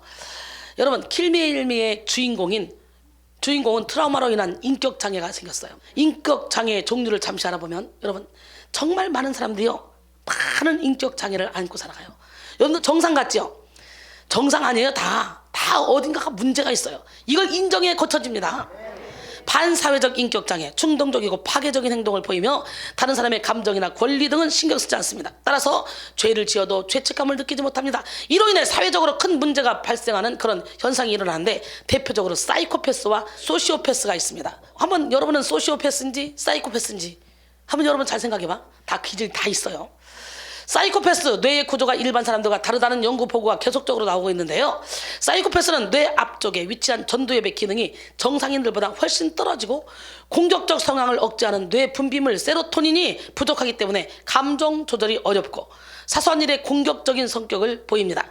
심리학자들은 이런 생물 유전적인 요인의 사회 환경적 결핍으로 이게 보고 있는데, 예를 들어 어린 시절 학대 경험, 범죄 경험이 더해지면 사이코패스의 성향이 나타날 가능성이 높다고 합니다. 유년기 시절을 범죄에 노출되기 쉬운 환경에서 보내는 것도 아주 위험한 요인 중 하나죠. 또한 사이코패스의 특징으로는 우선 사이코패스는 자신의 감정과 고통에는 매우 예민한데요. 타인에 대한 공감을 전혀 할 수가 없기 때문에 그 누구와도 정서적 유대감을 갖지 못합니다. 이들은 과대 망상증이 심하고 자신의 욕구를 충족시키기 위해서는 무슨 일이든지 할 수 있는 사람들, 거짓말과 속임수에 능하고 대단히 충동적이고 즉흥적인 성향을 지녔으며 극도로 포악하고 그리고 잔인한 범죄를 저지르고도 전혀 죄의식을 느끼지 못합니다. 예를 들어 강간, 연쇄 살인자들의 유형과 똑같죠. 유영철과 강호순 같은 그런 사람들. 그 다음에 소시오패스는 유년 시절에 학대나 방임 등을 겪으면서 자신에 대한 삐뚤어진 생각과 타인으로부터 버림받을 것이라는 생각을 가지게 됩니다. 이로 인해 우울, 분노, 불안 등의 감정이 생기고 이런 감정들과 자신의 약점을 숨기기 위해 더 비도덕적인 행동을 하게 되는데요. 성공 지향을 우선시하는 사회 분위기와 모든 곳에서 최고가 되어야 한다는 부담감이 더해지면 소시오패스가 만들어질 확률이 높아진다는 거예요. 소시오패스의 특징으로는 자신의 성공을 위해 타인을 이용하고 거짓말을 일삼지만 양심의 가책을 느끼지가 않아. 또한 자신을 잘 위장하며 감정 조절이 뛰어납니다. 이들이 생각하는 인생은 게임이나 도박으로 여기며 자기 외에 다른 사람들을 이용할 타켓으로 생각합니다. 소시오패스 장르는 매우 계산적인데요. 그래서 겉으로는 매력적이고 사교적으로 보일 수도 있어요. 소시오패스들도 어릴 때 비정상적으로 잔인하거나 공격적인 행동을 재미삼아 한 경험이 있습니다. 동물을 학대하거나 재미삼아 불을 내기도 하죠. 이렇게 보면 사이코패스와 소시오패스 다른 점이 분별이 잘 안 될 수도 있습니다. 이 둘 사이에 차이점이 있다면 사이코패스는 충동적이고 즉흥적이고 두려움을 느끼지 못하는 기질을 가지고 태어납니다. 이와 다르게 소시오패스는 남들과 다르지 않은 정상적인 기질을 가지고 태어나지만 유년기 시절의 사회 환경적 결핍 요인에 의해서 성격 장애를 가지게 된다는 거예요. 또한 사이코패스는 자기 감정에 미숙하고 감정을 억제하지 못해 순간적으로 극도의 감정 반응을 보이는 경우가 많습니다. 그러나 소시오패스는 자기 감정 조절이 아주 뛰어나고 그리고 타인의 감정을 잘 이용합니다. 이들은 자신의 이득을 위해서 필요하다면 순한 양처럼 행동하며 선한 미소를 짓고 타인에게 친절을 베풉니다. 또한 사이코패스는 끔찍한 범죄를 충동적으로 저지르며 자신의 무서운 기질을 드러내지만 소시오패스는 평범한 보통 사람의 모습으로 우리들 곁에 존재하면서 계산적이고 치밀한 반사회적 행동을 저지릅니다.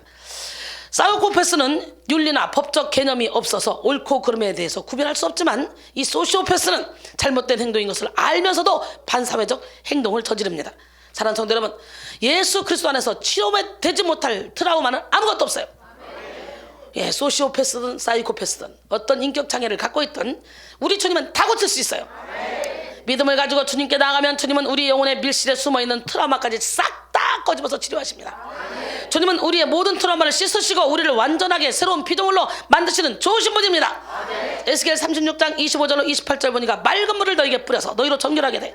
곧 너희 모든 더러운 곳에서 모든 우상 숭배에서 너희를 정결하게 할 것이며 또 새 영을 너희 속에 두고 새 마음을 너희에게 주되 너희 육신에서 굳은 마음을 제거하고 부드러운 마음을 줄 것이며 또 내 영을 너희 속에 두어 너희로 내 율례를 행하게 하리니 너희가 내 규례를 지켜 행할지라. 할렐루야. 내가 너희 조상들에게 준 땅에서 너희가 거주하면서 너희는 내 백성이 되고 나는 너희 하나님이 되리라. 오늘 하늘에서 맑은 물이 뿌려져야 돼요. 여러분 영혼에게 모든 질병을 싹 씻어내는 역사가 일어나기를 원합니다. 예, 오늘 막 내용이 크고 많기 때문에 제가 막 달려왔는데 여러분 이런 설교를 어디서 듣겠어요? 예, 그런데 여러분의 자녀, 여러분 상태를 한번 점검해 보란 말이야. 여기 해당하는 거 많이 있지 않습니까? 그러나 예수 이름으로 다 고쳐줄 수 있어. 오늘 본문에 등장하는 노아의 8식구 드디어 이제 본문 들어가네. 본문 안 하고 뭔 얘기만 하나 그랬지. 그러나 이게 다 본문에 있는 본문하고 관계되는 얘기입니다. 노아의 8식구들이 인격장애를 갖고 있었기 때문에 바벨탑을 쌓고 이렇게 꼴통짓을 하고 노아 또 얼마나 웃기는 줄 알아요? 노아가 한 일이 뭐예요? 술 먹고요 홀딱 벗어가지고요 자빠져 사다가요 함 저주한 것밖에 없어요.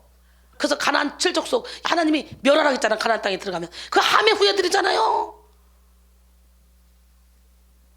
아휴, 노아도 그냥 홍수 때 죽어버릴 걸 그랬나 봐. 그 뒤에 좀 뭐를 또 잘 해놨어야 되는데 왜 살아생전에 왜 그걸 못해? 그게 상처 때문에 그렇다니. 상처 때문에. 오늘 본문에 등장하는 노아의 8식구는 이렇게 엄청난 충격을 인한 트라우마를 경험한 사람들. 그들은 전무후무한 홍수 심판을 경험하면서 홍수전에 지구상에 살던 수많은 사람들이 한꺼번에 심판당하는 것을 목격한 사람들 아니에요? 얼마나 두렵고 무서웠겠습니까?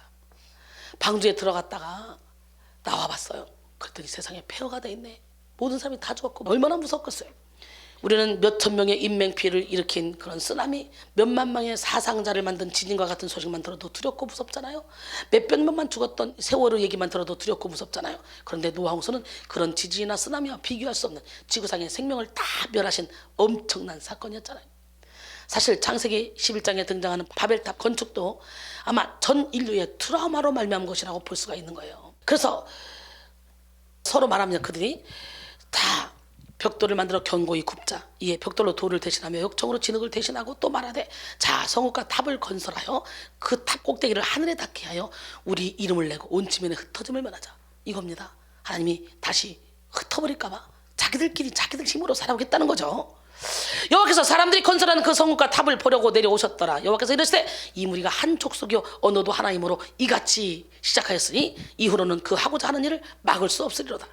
자 우리가 내려가서 거기서 그들의 언어를 혼잡하게 하여 그들이 서로 알아듣지 못하게 하자 하시고 여호와께서 거기서 그들을 온 지면에 흩으셨으므로 그들이 그 도시를 건설하기를 그쳤더라. 그러므로 그 이름을 바벨이라 하니 이는 여호와께서 거기서 온 땅의 언어를 혼잡하게 하셨습니다. 여호와께서 거기서 그들을 온 지면에 흩으셨더라 그랬잖아요. 노아 후손들은 시나리에 정착해서 자신들이 살 궁리를 시작했습니다. 홍수에 대한 기억은 그들에게 트라우마로 남아서 또 다시 홍수가 나도 살아날 수 있는 방법을 찾기 시작했습니다. 그래서 벽돌을 견고하게 만들어 하늘 꼭대기까지 올라갈 수 있는 탑을 만들기 시작했죠. 인간들은 탑 꼭대기를 하늘에 닿게 하려는 생각으로 높이 탑을 쌓았습니다. 그리고 인간들이 이름을 내고 온 지면에 흩어짐을 면하고자 했죠. 당시에 완성된 바벨탑은 7층에 2100규빗으로 만들어진 거대한 규모의 건물이었습니다. 지금은 7층, 지금은 10층, 60층, 100층도 막 이러니까 104층도 있고 막 하니까 우습게 보이겠지만 그 당시에는 이 거대한 거였어요. 고고하게 많은 자료들은 바벨탑이 단순한 건축물이 아니라 이방신에게 제사하기 위한 종교의식을 위한 건축물이었음을 증명하고 있습니다. 그래서 바벨이라는 단어는 신의 문, 게이트 오브 갓, 이건 뜻을 가지고 있는데요. 바벨탑의 상층은 달의 신을 섬기고 하층은 땅의 신을 섬기는 공간이었다고 전해집니다. 이렇게 노아의 후손들은 거대한 바벨탑을 쌓고 온갖 종류의 신들에게 제사하며 하나님을 거역하고 패역한 길로 갔습니다. 이렇게 우리는 바벨탑을 통해서도 홍수 심판의 트라우마 흔적을 볼 수가 있습니다. 그 노아가 잘못했죠. 살아생전에 이런 일이 벌어진 거예요. 여러분 어때요? 여러분의 자녀에게 복음을 제대로 전할 수 있어요? 안 되죠.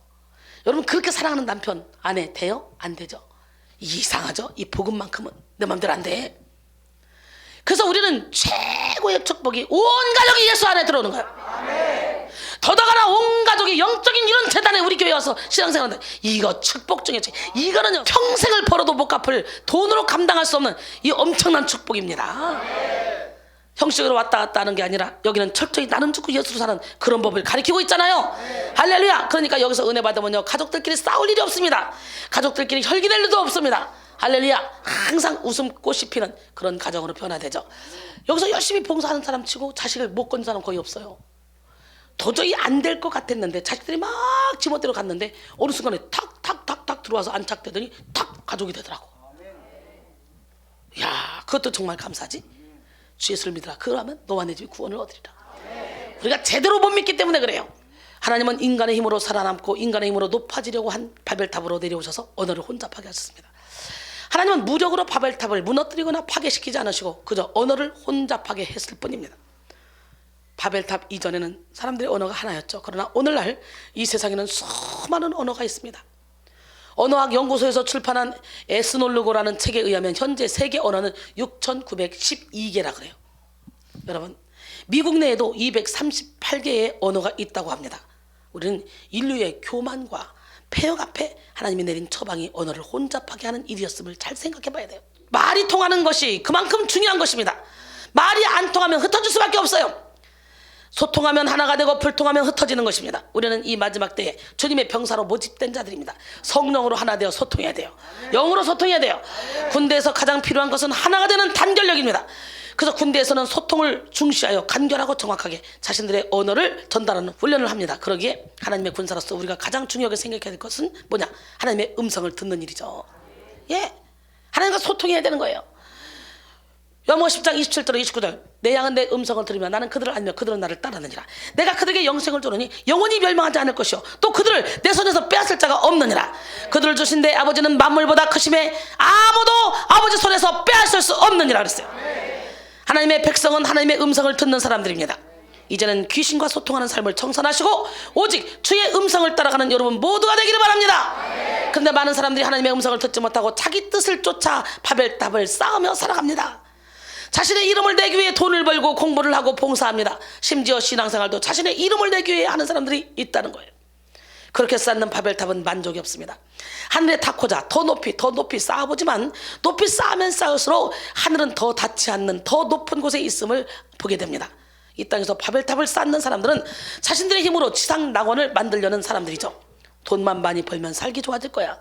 결혼만 하면 살기 좋아질 거야. 취직만 하면 살기 좋아질 거야. 자녀들만 잘 키면 살기 좋아질 거야 라고 생각하면서 지상 낙원을 꿈꾸는 것입니다. 그러나 절대 그렇게 되지 않습니다.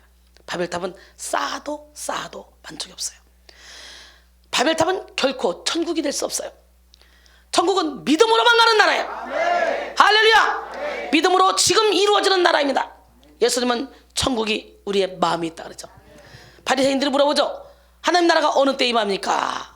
묻건을 예수께서 대답하시되 하나님 나라는 볼 수 있게 임하는 것이 아니오 또 여기 있다 저기 있다도 못하리니 하나님 나라는 너희 안에 있느니라. 우리가 지금 우리 안에 하나님 나라를 만들기 위해서 우리 마음을 시온에대로 만들고 우리 안에 있는 장애를 치우는 일을 하고 있잖아요. 로마서 14장 17절에 하나님 나라는 먹는 것과 마시는 것이 아니오 오직 성령 안에 있는 의와 평강과 희락이라 그랬어요. 그러므로 우리는 우리의 힘으로 지상 낙원을 이루려고 발버둥 칠 것이 아니라 오직 예수를 믿음으로 주님이 주시는 천국을 누려야 됩니다. 할렐루야. 예, 이 땅의 삶은 천국을 가기 위한 과정일 뿐이죠.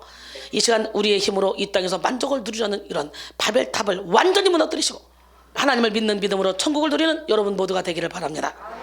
예, 바벨탑은 홍수 심판에도 깨닫지 못하는 인간의 무지와 교만을 드러내는 죄입니다. 그런데 중요한 것은요, 사람들이 바벨탑을 쌓을 때 노아는 구경만 했다는 거야. 이게 짜증나는 거야. 자기 후예들이 바벨탑을 쌓는데 노아가 구경을 해? 노아는 홍수 심판의 트라우마에 깊이 빠져서 바벨탑을 쌓는 비극을 막지 못했습니다. 사실 성경의 기록에 의하면 노아는 의인이며 당대의 완전한 자이며 하나님과 동행한 사람, 하나님의 명령을 그대로 지켰던 사람입니다. 예, 성경은 노아가 하나님의 말씀을 준행했다고 말하죠. 그래서 그는 홍수 심판 가운데서도 살아남아 그의 가족과 함께 생명을 이어간 사람이 있잖아요. 노아는 사명을 받고 오실 메시아의 표상인 방주를 지었습니다. 그리고 예수 그리스도의 십자가가 아니고는 하나님의 저주와 심판을 피할 수 없듯이 방주가 아니고는 홍수 심판을 피할 수 없었는데요. 노아가 만든 방주에는 예수 그리스도의 속성을 담고 있었어요. 방주는 뭐예요? 교회입니다. 에클레시아. 방주는 뭡니까? 예수님이에요. 방주는 뭐예요? 우리예요. 우리 한 사람 한 사람이 예수를 주인으로 모시면 성전이에요. 할렐루야. 예. 창세기 6장 14절로 16절 너는 고페르나무로 너를 위하여 방주를 만들되 그 안에 칸들을 막고 원장님 여기 성전이잖아요. 방주가 성전이잖아요. 칸들을 안 막으면 어떻게 돼요? 온갖 짐승들 한 쌍씩 다 들어오잖아. 뱀이고 뭐 호랑이고 소고 할 것 없이 막 아무데나 오줌 싸고 똥 싸고 막 냄새 풍기고 소리 지르고 막 성전을 물어버릴 거고 무섭고 노아 가족들 다 죽었을지도 몰라. 무서워. 그러니까 칸들을 막으라니까 칸을 착착착착착 막아서 호랑이, 소 탁탁탁 따로따로 보관하니까 얼마나 깔끔하고 좋아. 그지?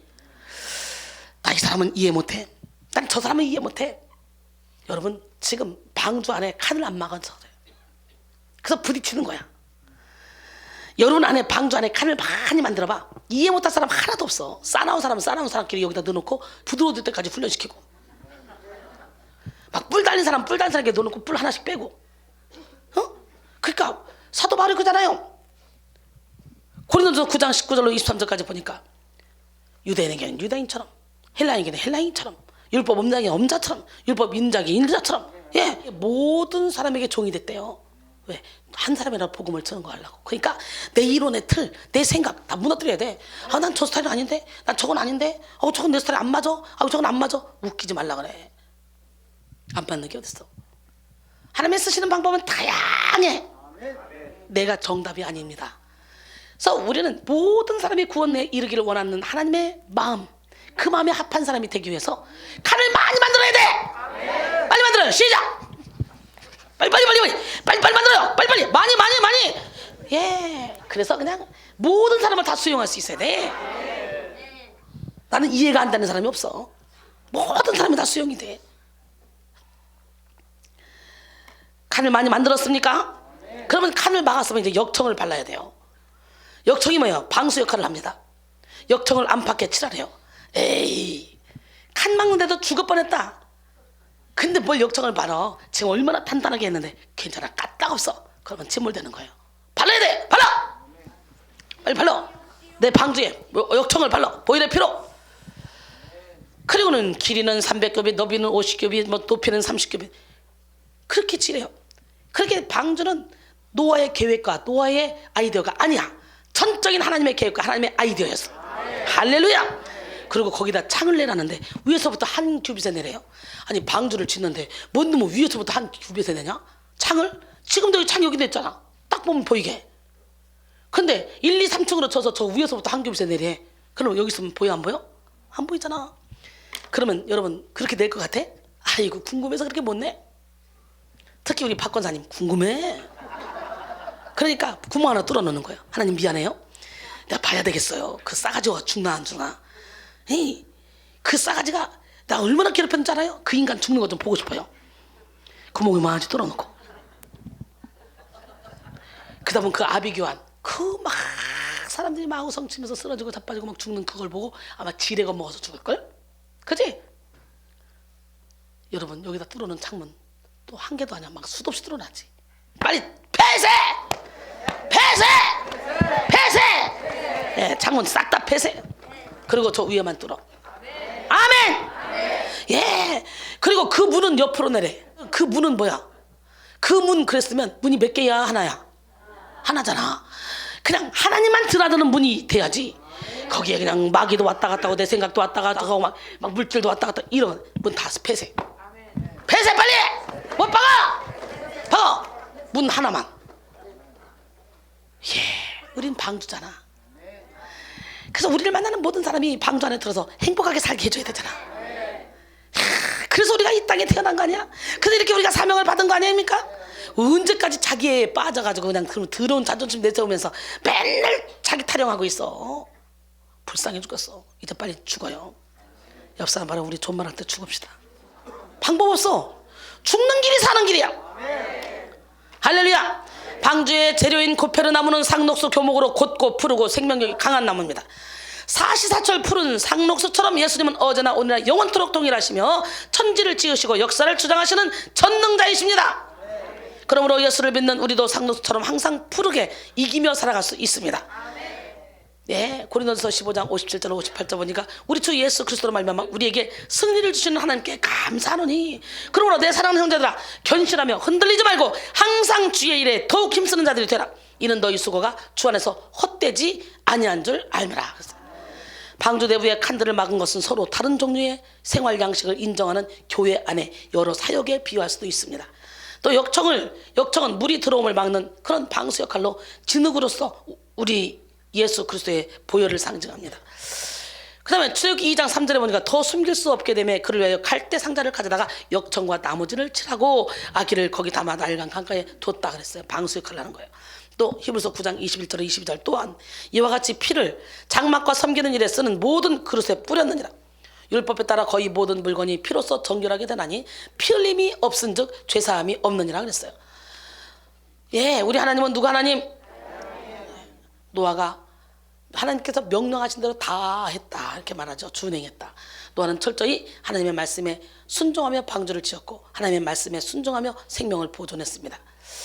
예, 창세기 6장 19절에 보니까 혈육 있는 모든 생물을 너는 각기 암수 한 쌍씩 방주로 이끌어들여 너와 함께 생명을 보존하라 그랬어요.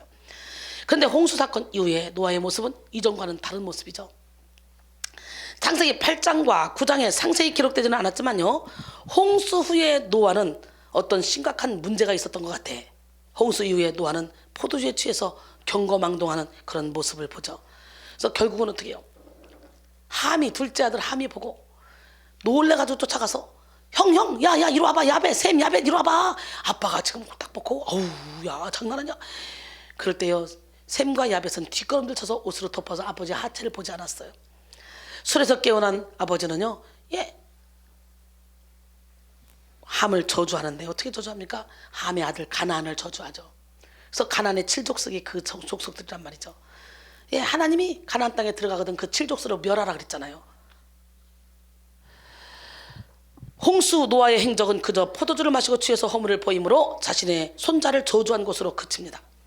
당대 의인으로 칭송받던 노아의 모습은 온데간데 없다는 거죠. 무력한 모습만 보입니다.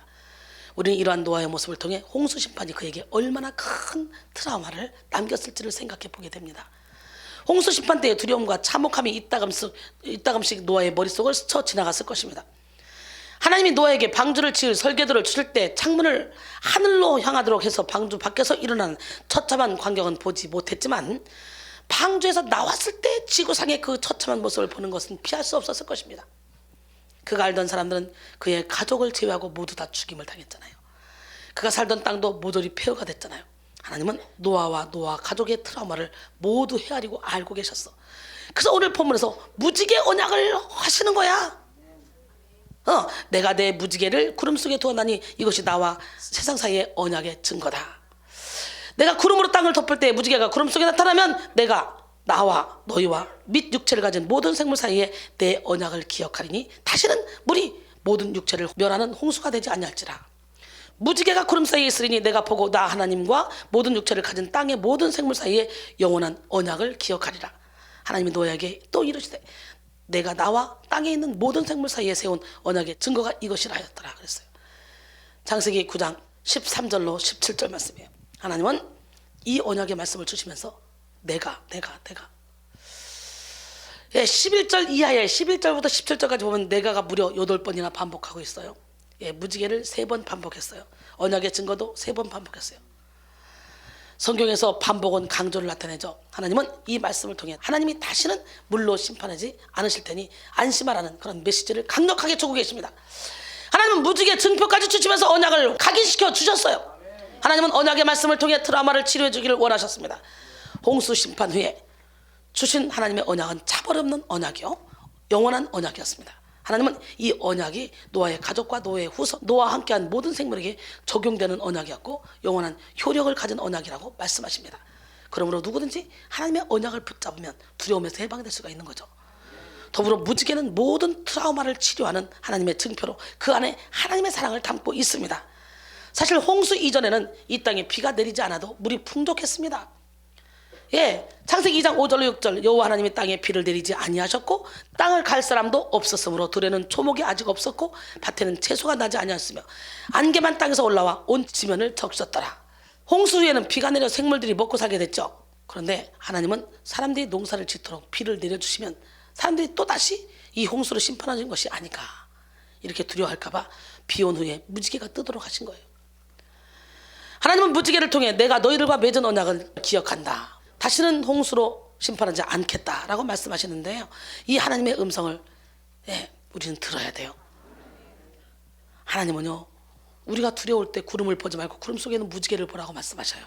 하나님이 구름 속에 무지개를 두셨다는 것은 우리의 삶 속에 구름처럼 보기만 해도 부들부들 떨게 하는 이 트라우마의 대상이 있음을 잘 알고 계신다는 뜻입니다. 창조주 하나님이 그만큼 피조물을 잘 알고 계신다는 거예요. 신앙은 선택입니다. 트라우마에 빠지게 하는 구름을 볼 것인지 아니면 구름 속에 두신 무지개 언약을 볼 것인지 선택하는 거예요. 분명한 것은 무지개 언약을 바라보면 더 이상 구름이 두렵지 않다는 것이죠. 할렐루야. 믿음의 조상 아브라함은 바랄 수 없는 중에 바라고 믿음으로 하나님의 약속을 붙잡았죠. 하나님은 이 아브라함에게 복을 주시고 아브라함의 이것을 의로 여겨주셨어요. 바랄 수 없음에 바라고 믿었으니 이는 내 후손이 이와 같으리라 하신 말씀대로 많은 민족의 조상이 되게 하려 하십니다. 그가 100세가 되어 자기 몸이 죽은 것 같고 사라의 태가 죽은 것 같음을 알고도 믿음이 약해지지 아니하고 그리고 믿음이 없어 하나님의 약속을 의심하지 않고 믿음으로 견고하여져서 하나님께 영광을 돌리며 약속하신 그것을 또한 능히 이루실 줄을 확신하였으니 그러므로 그것이 그에게 의로 여겨졌다 그랬어요. 할렐루야. 무지개 언약 속에는 예수님의 십자가를 통한 복음이 내재되어 있습니다. 우리는 트라우마가 우리를 고통스럽게 하려 할 때마다 예수님의 십자가만 바라보면 돼요. 완전한 치료, 완전한 구원, 완전한 변화의 증표인 십자가를 바라보고 트라우마에서 해방됩시다. 오늘 시간에 벗어납시다. 오늘 어떤 트라우마가 여러분을 괴롭게 하고 있습니까? 무엇이 여러분을 무섭게 만들고 있습니까? 고통 중에 하나님의 언약을 붙잡으십시오. 두려움 속에 예수님의 십자가를 바라보십시오.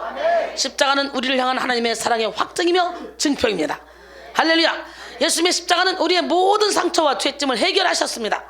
오늘 여러분의 모든 트라우마를 십자가에 견고히 세우시고 십자가로 말미암은 자유와 치료를 누리는 기적의 주인공이 되기를 원합니다. 십자가를 붙들고 트라우마의 진을 깨뜨리고 앞으로 전진해야 돼요. 우리 신앙생활은요, 뒤로 물러가 침례에 빠질 것이 아닙니다. 앞으로 달려가야 돼요. 아래로 내려가는 삶이 아니라 자꾸 위로 올라가는 삶이에요. 그래서요, 쟁기를 잡고 뒤를 돌아본 자는 하나님의 나라에 합당치 않다 그랬어요. 롯의 아내가요, 이야, 거기서 소돔과 고모라에서 롯의 가족을 구원시킨 거 이거 보통 일입니까? 감사하고 앞만 보고 달려가야 되는데 뒤를 돌아보다가 손기둥 됐잖아요. 나는 오늘 이 시간에 여러분 모두가 다 욕심을 버리기를 원합니다. 이사야 43장 18절로 19절 너희는 이전 일을 기억하지 말며 옛날 일을 생각하지 말라. 보라, 내가 새 일을 행하리니 이제 나타날 것이라. 너희가 그것을 알지 못하겠느냐? 반드시 내가 광야의 길을 사막에 강을 내리니. 할렐루야. 하나님께서 성도에게 주시는 가장 큰 믿음의 선물은 뭐냐? 바로 담대함이에요. 담대함은 영어로 컨피던스라고 하는데요, 내면의 견고함이나 내적인 강함을 뜻합니다. 오늘 본문에서는 말하는 담대함은 예수 그리스도를 믿음으로 말미암는 용기와 확신 그리고 자신감을 의미해요. 오늘 이 시간에 여러분 모두가 용기와 확신, 자신감을 갖기를 원해요. 어때요? 제가 그렇게 갖고 있잖아요. 시간이 없는 관계로 제가 찬양도 못하고 지금 막 달리고 있어요. 좀 알아듣겠어요? 못 알아들어도 괜찮아요. 10%만 알아들어도, 아니 5%만 알아들어도 워낙 방대한 분량이기 때문에 나중에 유튜브 올리면 그거 보시면 되니까 걱정하지 마시고 그냥 나도 모르게 가랑비에 옷 젖은 줄 모르고 말씀이 슉슉슉 들어가서 여러분 속에서 일하고 계신 줄로 믿습니다. 그리스도인은 마땅히 담대해야 됩니다. 적극적으로 하나님을 찾는 사람이 하나님을 만나게 되고 담대한 믿음으로 나가는 사람이 하나님의 능력을 체험하게 됩니다. 여호와를 바라는 너희들아 강하고 담대하라 그랬어요.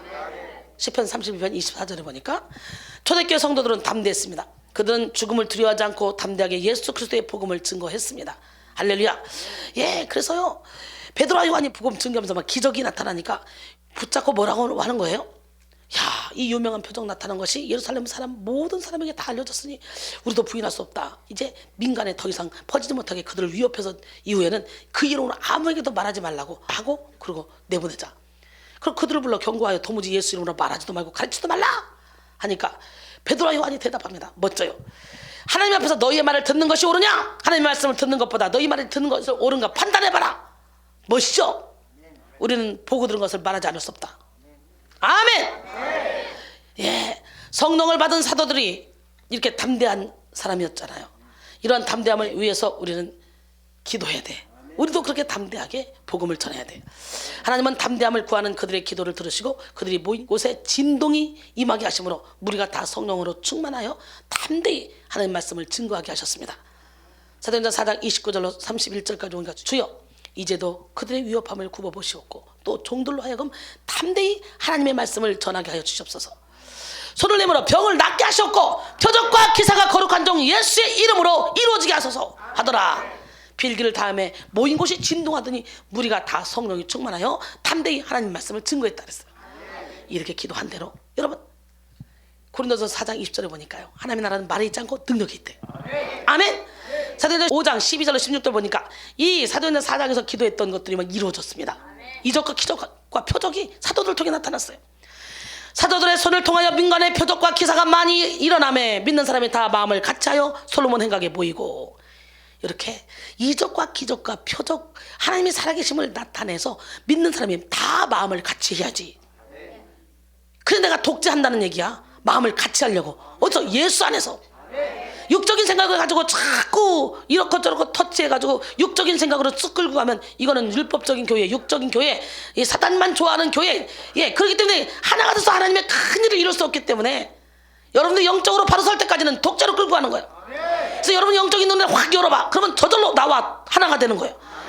그러면 우리와 함께 하나님의 생각이 우리 생각이 하나님 생각. 이래야 하나가 딱 떠서 움직이지. 지금 사도들도 다 마음을 같이 했다잖아. 마음을 같이 하기 위해서 일시적으로 독재를 한다는 얘기야. 영적인 뚜껑 열릴 때까지.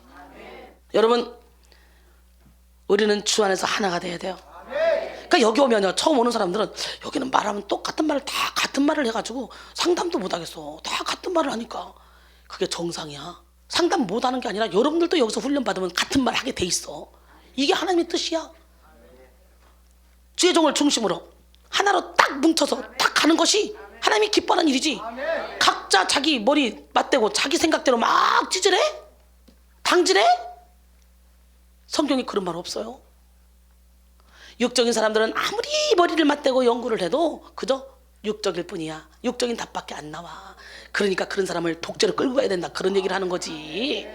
영적으로 눈 떠봐. 그냥 눈빛만 봐도 서로가 탁탁탁탁탁탁 통해요.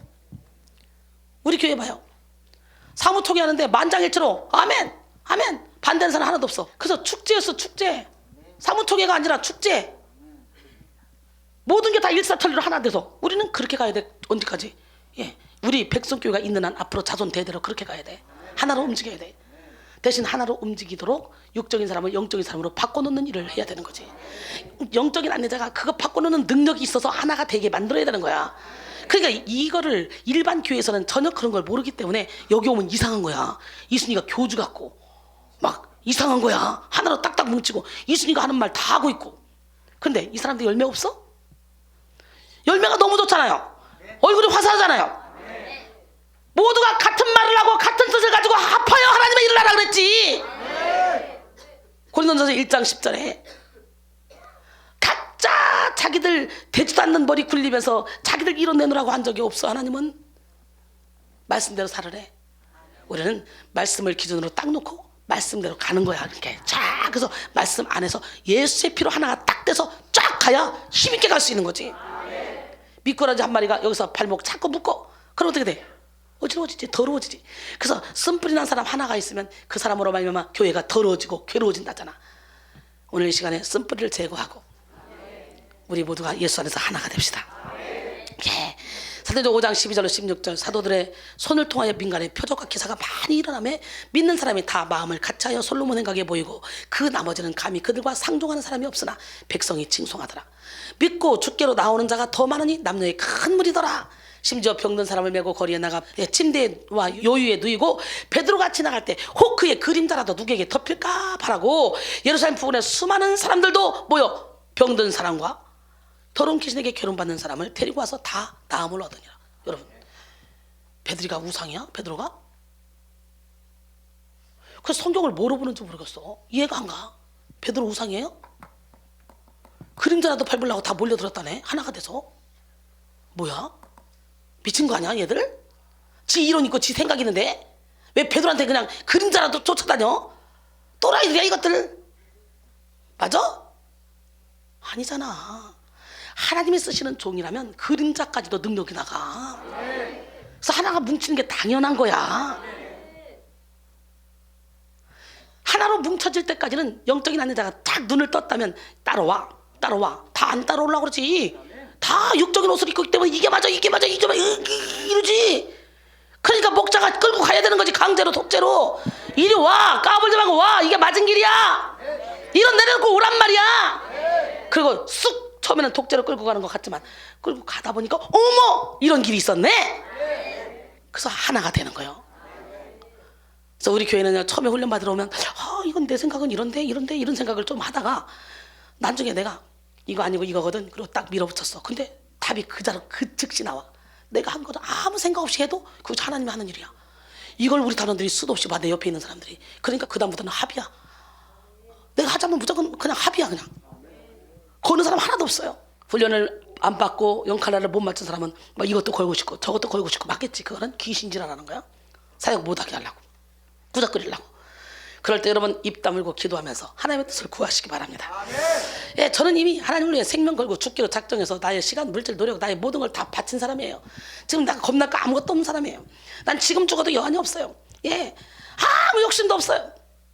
그저 하나님의 일을 위해서 나의 모든 걸 바칠 뿐이에요. 사도행전 19장 11절로 12절 하나님이 바울의 손으로 놀라운 능력을 행하게 하시니 심지어 사람들이 바울의 몸에서 손수건이나 앞치마를 가져다가 병든 사람에게 얹으면 그 병이 떠나고 악기도 떠나더라. 놀래봐 시작. 이런 일이요, 베드로처럼 사울처럼 이런 일이 저에게 일어나요. 이런 일 정말 많았어요. 제 집회 중에. 요한복음 14장 12절에 내가 진실로 너에게 이르노니 나를 믿는 자는 내가 하는 일을 그도 할 것이요 또한 이보다 큰 일도 하리니 이는 내가 아버지께로 감이라. 아멘. 마가복음 16장 17절로 18절 믿는 자는 이런 표적이 따르니 저희가 내려오면 귀신을 쫓아내며 새 방언을 말하며 뱀을 집어올리며 무슨 독을 마셔도 해를 받지 아니고 병든 사람의 손을 얹은 즉 나으리라. 어쩌기 하나님, 기적의 하나님, 능력의 하나님은 이 시간에도 불꽃 같은 눈동자로 여러분을 지켜보고 계시면서 여러분이 그릇이 준비만 되면 차고 넘치도록 채워주시는 좋으신 분이에요. 할렐루야. 예, 물론 초대교회 성도들에게도 트라우마가 있었을 것입니다. 초대교회 성도 중에 많은 사람들이 엄청난 핍박을 당하면서 순교의 피를 흘렸습니다. 사자굴에 던져져 사자의 밥이 되기도 하고 사지 육신이 찢겨져 죽기도 했습니다. 예, 펄펄 끓는 기름에 던져지기도 했고 목베임을 당하기도 했고 정말 처참하게 순교를 당했습니다. 이렇게 성도들이 죽어가는 모습을 본 초대교회는 순교를 트라우마로 생각할 수 있었잖아요. 얼마든지 죽음을 두려워하며 소극적인 삶을 살 수도 있었을 것입니다. 하지만요, 초대교회는 순교 당하는 것을 최고의 영광으로 알았어요.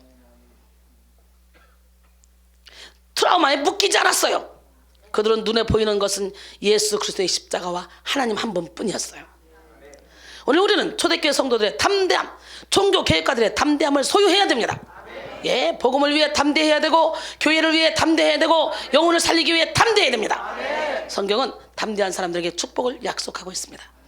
마태복음 5장 10절로 12절 의를 위하여 핍박을 받는 자는 복이 나니 천국이 그들의 것이며 나로 말미암아 너희를 욕하고 박해하고 거짓말로 거슬러 너희에게 모든 악한 말을 할 때는 기뻐하고 즐거워하라. 왜? 너희에게 복이 있나니 하늘에서 너희 상이 큼이라.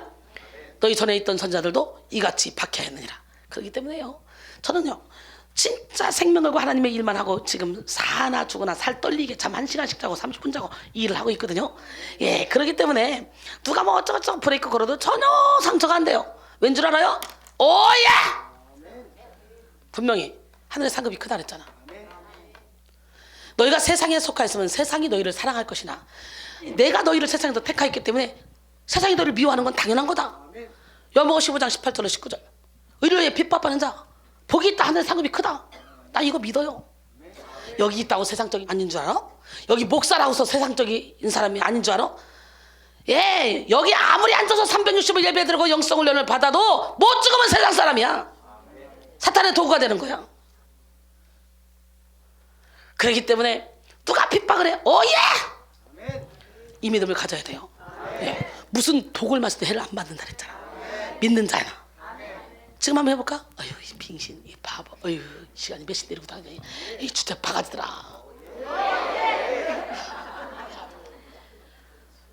교회가 여기밖에 없냐?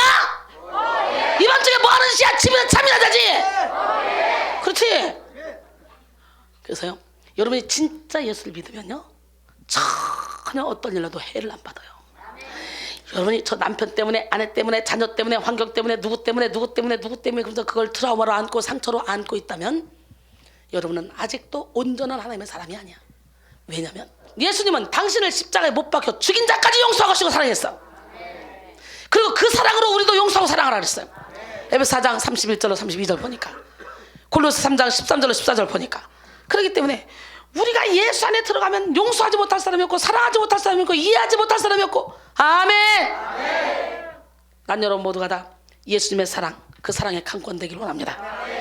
예수님의 사랑, 어떤 사랑? 그 사랑은 어떤 사랑? 예수님의 사랑의 너비와 길이와 높이와 깊이를 깨달아 사랑으로 충만해서 아주 사랑에 강권된, 그래서 내가 사랑해야지가 아니야. 그냥 저대로 돼. 제가 그렇게 살고 있잖아요. 내가 이렇게 살아야지 아니야. 저대로 돼 그냥.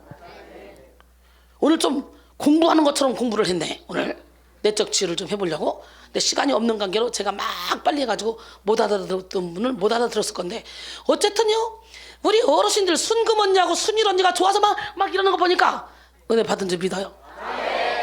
예, 여러분 오늘 여러분을 통해서도 베드로의 그림자, 바울의 손수건 앞치마, 이런 역사가 일어났으면 좋지 않겠어요? 내가 죽으면요 예수님이 나와 함께 나타나서 일을 하신다. 예수님이 일하고 싶은데 어떻게? 하나님은 영이시기 때문에 직접 돌아다니면서 일을 못해. 항복한 그자에게 들어와서 그자를 통해 일하죠. 내가 예수와 함께 죽으면 하나님이 그리스도와 함께 하나님 안에 감추어졌다가 예수님이 나타날 때 영광 중에 함께 나타나. 뭐 이순이가 뭔데? 이순이 일을 통해 사람들이 막 고쳤다고 난리야? 전 세계에서 유튜브 보고 그냥 병 고쳤네, 우울증 고쳤네, 용서하지 못할 사람 용서했네, 별의별 병 고쳤네. 얘 이런 말 많이 들어서 성령의 불을 받았대요. 유튜브 듣다가 막 불 받고 막 떨림 오고 별의별 일 다 많더라고. 이게 방송으로도 일을 한단 말이지. 내가 도대체 뭐기에? 여러분 똑같이 밥 먹고 오줌 싸고 똥 싸고 잠 자고 뭐가 틀려? 콧구멍 좀 큰 거밖에. 배 좀 나오고. 야, 그런데요 기름 부음 받은 사람이 가서 이 얘기를 하면 그 말에 권세가 있다는 거지. 오늘 기름 부음 받아야 되지 않겠네? 예수님 목말라요. 예수님 오셔서 기름 부어주세요. 간절한 찬양이 되기를 원합니다. 예수님 목마릅니다. 오시어 기름 부으소서, 오시어 기름 부으소서. 주님을 사모합니다. 주님을 사모합니다. 오셔서 채워주세요. 오셔서 채워주소서. 성령의 불러, 성령의 불러, 성령의 불러. 인하소서, 인하소서. 성령의 불러, 성령의 불러. 기름 부으소서, 기름 부으소서. 불같은 사랑 드립니다. 나의 간구를 들으소서. 이 세상 어느 것보다, 이 세상 어느 것보다 주님을 의지합니다. 주님을 의지합니다. 성령의 불러, 성령의 불러, 성령의 불러. 인하소서, 인하소서. 성령의 불러, 성령의 불러. 기름 부으소서, 기름 부으소서. 아멘. 이 시간에 기름 부어서 여러분 무의식을 먹고 있는 그 상처, 트라우마까지도 싹 씻어내는 밤이 되길 원해요. 마음이 상한 자를 고치신 하나님, 그 하나님 앞에 간절한 마음으로 찬양하며 찬송주의 그 하나님을 온몸으로 체험하길 바랍니다. 아멘. 마음이 상한 자를 고치시는 주님, 하늘의 아버지 날 주관하소서. 주의 길로 인도하사 자유케 하소서.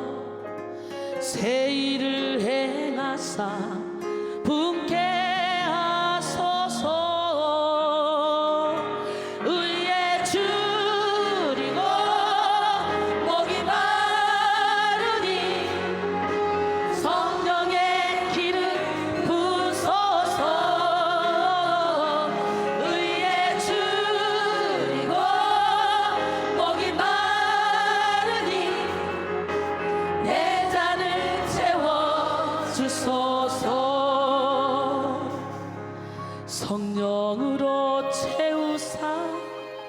주 보게 하소서. 주의 임재 속에 은혜 알게 하소서. 주 뜻대로 살아가리 세상 끝날까지. 나를 빚으시고 새날 열어주소서. 의에 줄이고 목이 마르니 성령의 기름 부소서. 의에 줄이고 목이 마르니 내 잔을 채워주소서. 의에 줄이고 의에 줄이고 목이 마르니 모든 트라우마를 이 시간에 깨끗이 치료받읍시다. 하나님은 살아계십니다. 의에 줄이고 목이 마르니 내 잔을 채워주소서. 성령으로 채우사 주 보게 하소서. 주의 임재 속에 은혜 알게 하소서. 주 뜻대로 살아가리 세상 끝날까지. 나를 빚으시고 새날 열어주소서.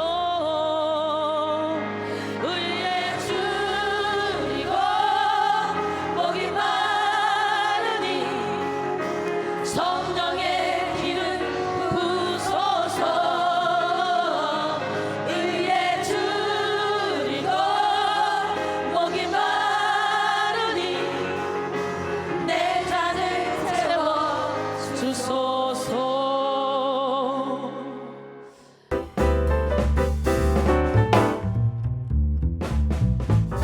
영혼의 샘 백송교회는 말씀이 살아있는 교회, 찬양이 살아있는 교회입니다.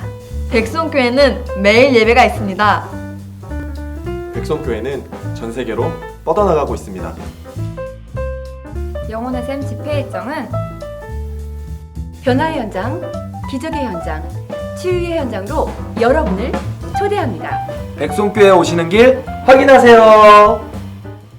잠깐! 올해도 LA 영혼의 샘 성령 컨퍼런스가 있다면서요? 네, 1월 16일부터 2월 3일까지 미국 LA 영혼의 샘 백송교회에서 성령 컨퍼런스가 진행됩니다. 그러면 한국에서는 영혼의 샘 예배가 없나요? 아니죠. 이순희 목사님은 미국에 계시지만 한국에도 훌륭한 영혼의 샘 사역자분들이 계시기 때문에 매일매일 뜨거운 예배가 진행됩니다. 네, 그렇군요. 매일 놀라운 예배가 있는 영혼의 샘으로 여러분을 초대합니다.